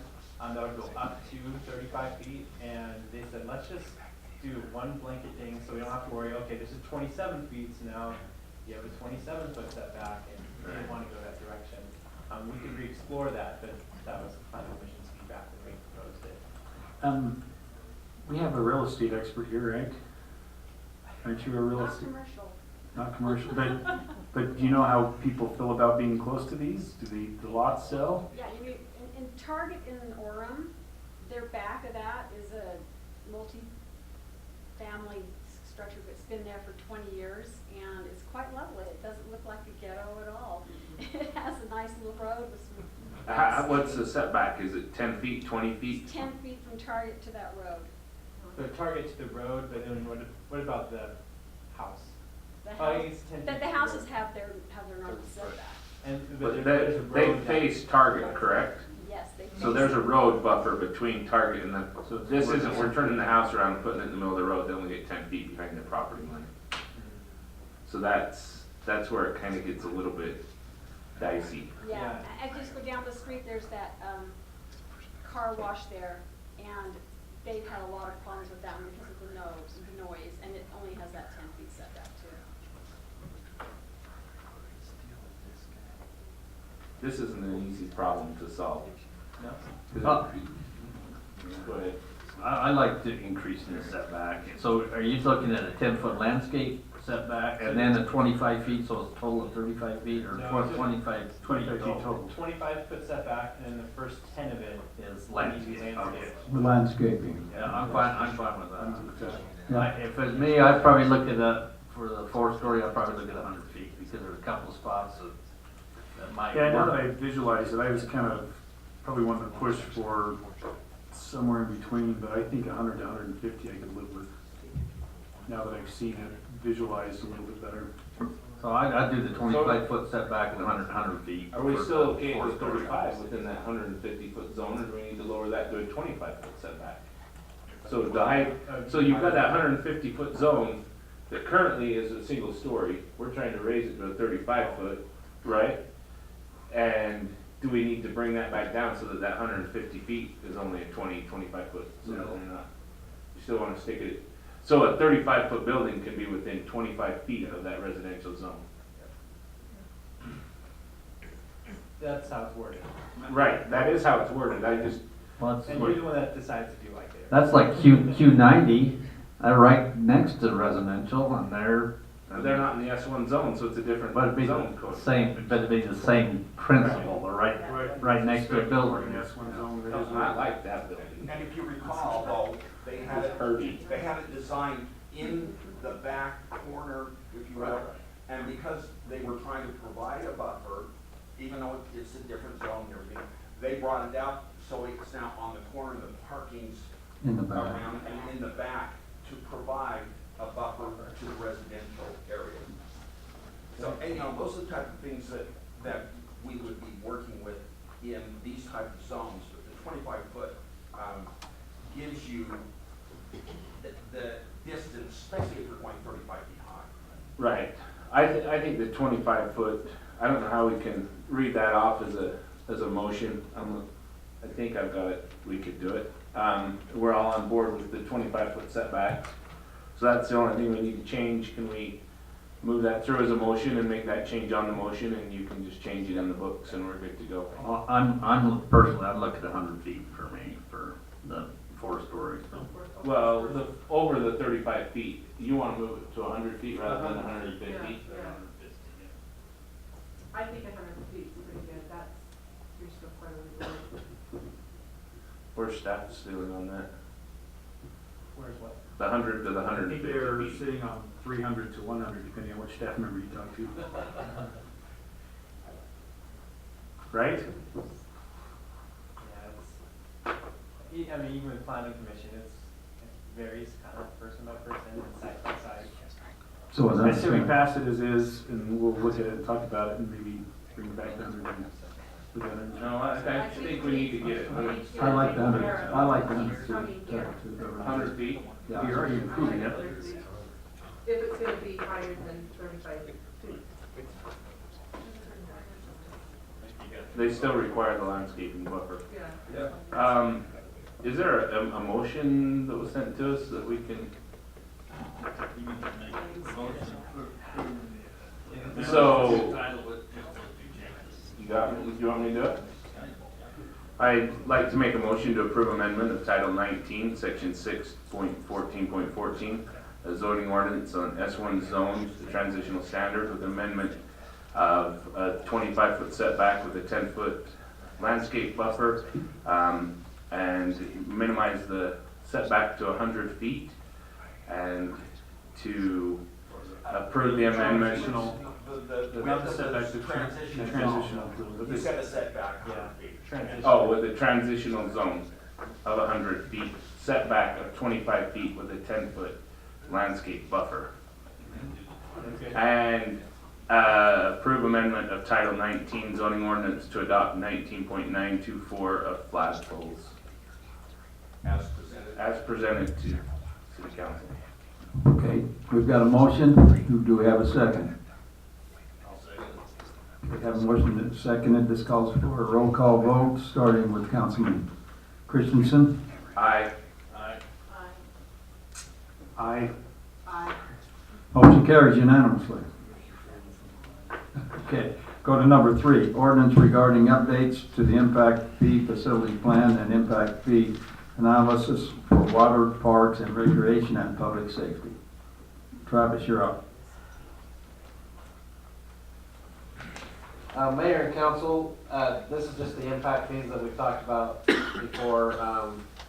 Our consultant went through and addressed all the written comments, I know, from the Home Builders Association. I know there was a concern brought up, I think it was just yesterday, that there may have been an error in one of the calculations in the water one. Dave and I aren't quite sure where that is. We tried to look for it today, but if there is, we could, approve it contingent on going back and just double checking those calculations, but I don't think it's gonna make a huge impact in the fee. But the reason we changed the water one was just so that we could do those 2 PI projects so that we were legal in there, and then obviously they'll be redone with the plans that we're working on with our consultant, in a year and a half. So that was kind of the main reason we updated that one. And then the other 2, the public safety and the Parks and Rec one, were being updated because they just hadn't been done for quite a while. So I know we've had our public hearing already, so I don't know if you wanted to hear from anyone else, because you can if you want, but that was kind of we've just addressed all those written comments, and then we're bringing it back for approval. So. Was there a concern about the park and recreation part of this? I know they didn't like the method that was used. The Home Builders Association didn't like how we used it off the value instead of off the acreage. So I guess that's one you guys could either decide to approve as is or table it. And My understanding was we were still within our bounds, they just didn't like it, right? from how I understand, we aren't doing anything illegal by any means or wrong. It's just the method is a little different than I guess how a lot of the other cities have done it. So. And what's the benefit to the different method, or like? Why are we choosing that one? Is there like a benefit to the city, or? I'll try to do my best. That's obviously not one of my impact fees, so I'm maybe not the best one to explain it. Carl's raising his hand. Dave, would you like to speak to that a little bit, or Carl? Oh, okay, Carl. Our consultant suggested this method, and his reasoning was you could have a 10-acre park and a 40-acre park, but the 10-acre park may cost 10 times as much to build depending on the amenities that are on that park. And so he thought rather than just basing it on acreage, we should base it on a value set. That way, when we build or make improvements to certain acreage, there's a money value that you can put towards that acreage as well. So does that have to be designated beforehand, like these are the amenities we plan on putting in the park? No, not completely, but in our capital plan, we need to plan, yes, we need to have some plan out, and that's why the impact fees are set to move forward with that plan. Based on Right, and again, I'm not an expert in it either, but the redefinition is, here's our level of service now, this is our new way of tallying it, and that's how we'd like to charge an impact fee to keep up with that level of service we currently have today. And we did hire a consultant to do this for us, but just number we came up with. They've been, the consultant's done that for now about 2 years, I think, almost, right? Yeah, it's been a while since we've been going through this. Dave, you have something to add? What I would suggest, Mayor and Council, because I've heard some concerns about the Parks and Rec. As far as the water impact fee, I looked at, I think I found some maybe discrepancies in some of the numbers, the formula. But I would suggest that you approve the water impact fee, subject to making sure that the formulas work. I think that's just a numbers thing. I would ask that you maybe table the Parks and Recreation. There are some concerns. I'd like to take another look at that, and I've talked to another consultant that could maybe just review it, what's been done, and see if there's any landmines out there. But as far as the public safety and the water, I think you could adopt those. With the water, just with the subject to making sure that the formulas are bear out what the numbers are. And then as far as the Parks and Rec, I think if you table that, we'll try to get a review of that before either the next meeting or the one after that. That's what I would recommend, unless you have any other questions regarding the impact fees. And if you have some questions for Deanne, she could answer your questions too. That's what I would suggest. Do you have any questions for Deanne Huey from the Home Builders Association? We'd be glad to have you ask them if you like. Do you have comments that you'd like to make, or? Yeah, if you open the public comment out, I will have some comments for you. Okay, we have any problem with that, council? Have a motion to open public comment? It's just at your discretion, you can just allow whatever. Okay, come on up, Deanne, and please.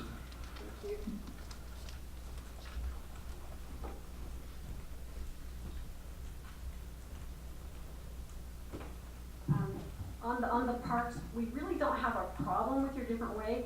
Your level of service that you have in your capital facilities plan is 7 acres. It's not a problem. If you want to change the value, it's not a problem. And actually, I was the one who said sometimes looking forward into the future, it's actually a better way to do it. And so I'm not contending that. I'm just saying it needs to be recognized in your capital facilities plan. Because if you're going to still do 7 acres, do 7 acres. But if you're going to change it, then change it. And the reason why sometimes it's better, and I agree with Horace and Travis when they did that, is because people don't want just big ballparks anymore. They need to have a splash pad, and they want to have a skate park, and and so these things cost money, and they can be done on smaller acreage. So we're not contending that at all. If you want to move forward with that, we are not contending that. With the water one, we just want to know what's the final numbers that they're proposing the impact fee will be. And the public safety one was all addressed, and we appreciate that too. And so we're really kind of fine. we're not saying they're bad. We're just saying, just to maybe have it in the parks what you are doing. From the very beginning, it was confusing reading that IFFP. And it hasn't all been taken care of, but the better part of it has. So, is there any questions on that? What we were asking? So what I'm understanding, you're okay with us go ahead, and we just want to put it into our general plan for the parks? Yeah, as long as the city council and the mayor know what is your LOS, what's your level of service. That's what our question was from the very beginning, and it still is. Are you going to go to value? If you're going to go to value and this is what it is, great, but that needs to be identified and voted on in your capital facilities plan. And then also, we'd love to have, what are those final numbers that you're going to be voting on too for the new impact fees. And there was a little bit of question when we was talking about rounding. We never said round to the tens. We just said that when you have, if it's $74.50, you don't go up to $80. You usually go to 74, unless you do 74.50, which many cities do. Many cities will have, it's $1,023.22. If that's what it is, that's what it is.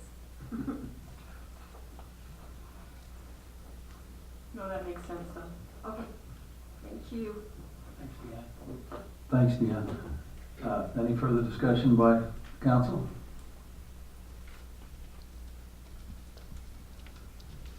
Then I guess we can entertain a motion to see, go ahead. Each impact fee has its own ordinance, so you go down and one by one do Okay. each one.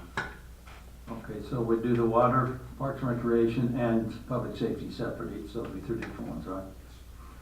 Okay, then unless there's any further discussion, I'll accept a motion for the water impact fees. So, Dave, did you want us to hold off on the water one then, or? I think it was Park and Recreation that he was wondering if we should hold up, table it. That's the one I need to talk about. So still waiting for a motion for the water impact. I'll make a motion that we accept the orders for the water impact fees, subject to making sure the formulas work and be the final number. Have a second? I'll second it. It's been seconded, calls for a roll call vote, all, starting with Councilwoman Hyatt. Aye. Aye. Aye. Aye. Motion carries. I'll entertain a motion for Parks and Recreation. Actually, make a motion to table that. Make a motion, we table the Parks and Rec. I-50. Motion's made, is there a second? Aye. Okay, I second it. you seconded, okay. I have a question on that. Okay. Before we vote, can we do something, so we don't have to bring this back again? There's, housing authority seems to be fine with it, but just say that we need to come up with a capital facilities plan for the level of service and move on, or we need to do all that before we vote on it? I prefer to have a table so we can make sure we're on solid ground there. Okay. Okay, it's been motioned and seconded, we'll do a roll call vote, starting with Councilman Christensen. Aye. Aye. Aye. Aye. Motion carries. Third, impact fee for public safety. I'd entertain a motion for that. I'll make a motion that we adopt the ordinance for the impact fees for public safety. Second. It's been, a motion's been made and it's been seconded. Go for a roll call vote, starting with Councilwoman Hyatt. Aye. Aye. Aye. Aye. Aye. Motion carries. Thank you. Okay, we'll go to number 4, resolution, employee safety incentive program. Mayor and Council, we've talked about this at different budget work sessions. We have budgeted funds for this, but our insurance company is finding and has found that having a safety incentive program is helping to reduce claims. And so every year for the last 4 or 5 years, we've been able to get it's called the TAP award. By following certain things, then we get some money that helps with our safety programs and we get about $9,000 or $10,000. This year, the insurance company said that we have to have a safety incentive program to be able to be eligible for that TAP grant that we get. So we looked at several other cities and what they're doing, and we felt like this was a good start. We may have to tweak it, but we're offering each employee, and we're divided up into teams, and our insurance company will help run the program and give us numbers and things like that. But we're trying to do little bits of competitions with the different departments that we work as a team, and if we can increase our safety, then they get an award. Cash award? An individual cash award, gift card, whatever. And so if there are accidents or if there's things that happen, then they may get less of that award, and sometimes they may not get any of the award. And it could affect their team as well, not just an individual item. So we felt like that was a good way to move forward.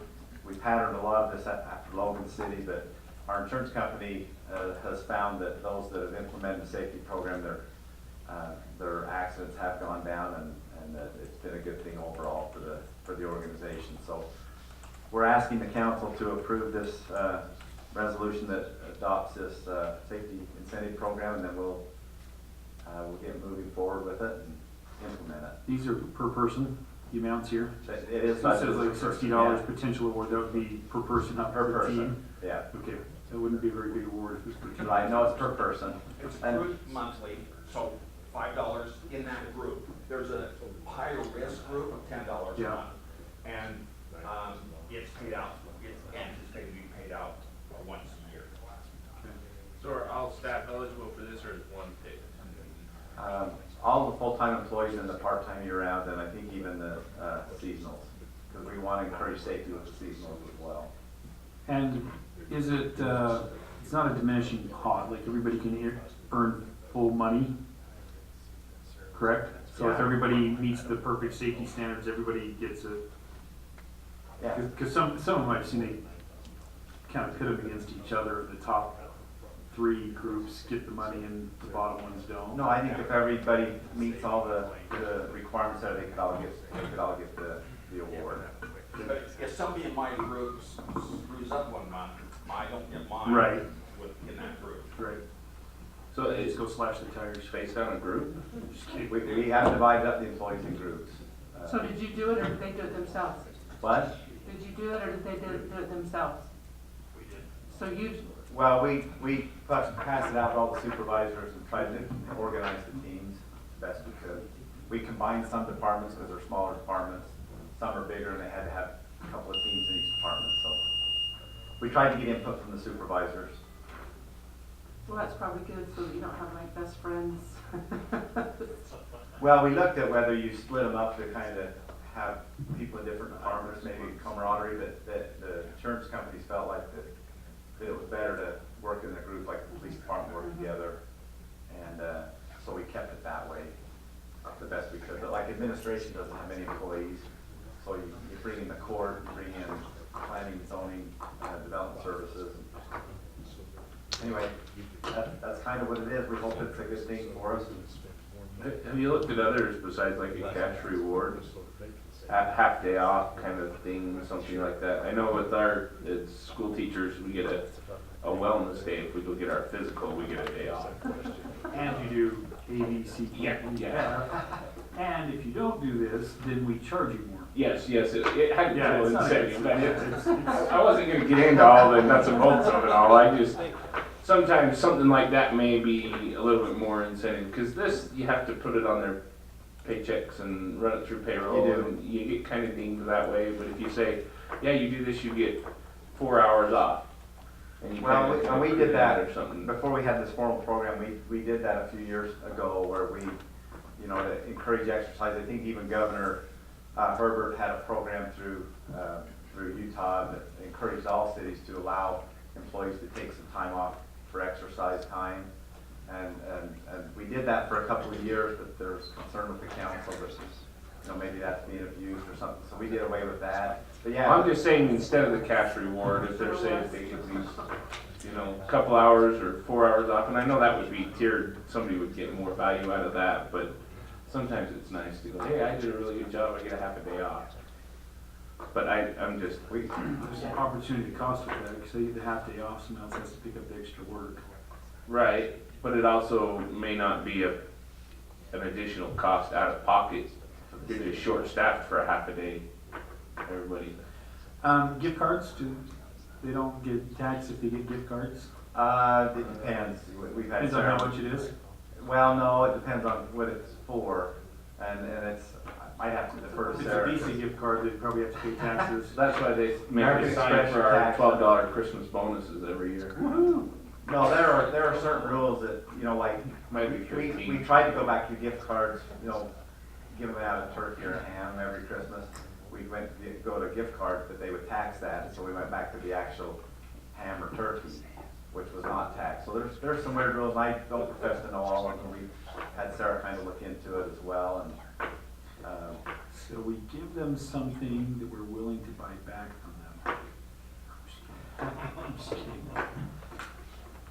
anyway, that's what we're proposing, if the council is comfortable with that. Great. Any further discussion? What is the potential cost for us out of the budget, kind of a deal, is that? Well, Grant.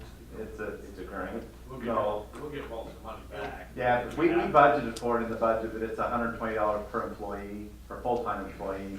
Well, and the, like, administration in here in the front office, we don't have the danger, I guess, of the Running this works somebody out over there. their So, yeah, tractor. there's $60 and $120, depending on where you fall on the employee list as far as danger. Fall maybe the wrong word to use, just because. risk. Yeah. So what does that work out to as far as how many full-time employees do you have? We have, 100 and, I don't know, 10, plus we have some seasonals. It ends up being, I don't know where Sarah went, but it ends up being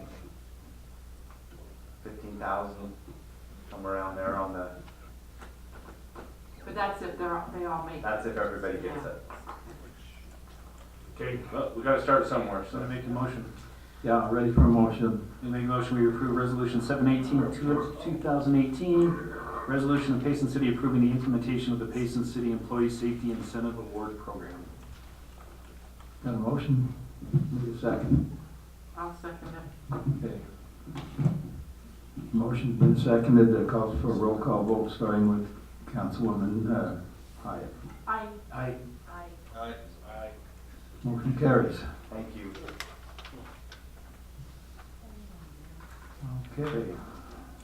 Do number 5, resolution SESD Payson Interlocal Advisory Board. Dave, you're still up. So Mayor and Council, you're aware that we, a few months ago, we passed a resolution to terminate the interlocal agreement we have with SESD. It's not effective until December 31st. Until that time, we do have an advisory board.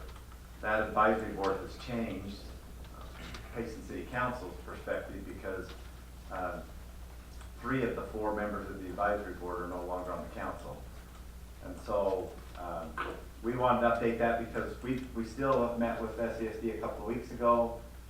We're still gonna have to go to this board to see if we can negotiate and work some things out. And so we wanted to update who the board members are. Now, the only one that's still with the city under the agreement is Ron Crum. And so we have a mayor, we have 2 council members. So I drafted a resolution, and you guys can adopt whoever you want. I suggested that Mayor Wright, because the mayor was on the board. I put Councilman Welton because he's been assigned to over the power. And then I added Brian Dewitt because he was involved with the not the litigation, but the legislation. He went up to the several times and worked with when we were working on the proposed legislation at the state level. So, but having said that, you can approve anybody on this board you want, or on the council. And that was just a suggestion, so it's just discussion, but this advisory board would be in place until we terminate the agreement in December. About 5 months. Yeah. And it only comes into play if there's no agreement between Ron and... What the agreement says, if Ron and Dan cannot, the managers, if they can't come up with a solution, then the advisory board would meet and try to solve that. One thing the advisory board would need to do is, there are 4 members from each organization, that's 8, and then then those 8 choose one other ad hoc member that is only there to break a tie. And so we haven't had that for quite some time. The person that was that extra board member was a member of the county commission, and that's been several years ago. It's Gary Anderson was the last one that was appointed. We haven't had to use this as we work together, but we just wanted to get our portion in place so that if those issues come up, we're ready to meet and act and do what we need to do. So it's up to your discussion on who you want to appoint. That's just the suggestion I had based on council assignments and who have been involved in the past. Okay, council, any discussion? Let's pass it. Do you have good insurance? Not for you. Okay, I'll entertain a motion. I'll make a motion that we appoint members of the advisory board for the interlocal corporation agreement for the electrical service with SESD, and that being Brian Hewlett and Doug Welton. And And Ron Crump. Mayor Wright. And Mayor Wright. Sorry, I didn't mean to leave you out. No problem. Okay, we've got a motion, and do we have a second? I'll second that. Okay. It calls for a roll call vote, starting with Councilman Christensen. Aye. I was still debating. No, Aye. Aye. Okay, motion carries. Okay, go to number 6, resolution terminating interlocal corporation agreement for electrical services. Again, Dave, you're up. And this is more of a housekeeping. The council did adopt a resolution to terminate this agreement, but it was only the 2011 interlocal agreement. We did amend that agreement in 2013, and so the previous resolution you adopted only said the 2011. We just didn't want to get down the road and have a technicality, so we would like you to adopt this resolution that of our intent to terminate the 2013 as well agreement effective December 31st, and then we'll send certified notice of both resolutions of both agreements that our intent is to terminate that agreement December 31st. Okay, is there any discussion? So are we working on trying to get, with the other cities, on trying to get an agreement all together? Yeah, and we'll give you an update on the litigation, but we do have litigation pending with the one that was against us, and then the other case. So, yeah, having said that, like I said, we met a couple of weeks ago to go over certain subdivisions. I know some emails, there's been some proposed agreements with certain developments in Salem and Spanish Fork, and we'll probably use that same template. So we're still trying to work things out, but litigation is proceeding forward. Makes me feel bad. Yeah, it's not fun, no.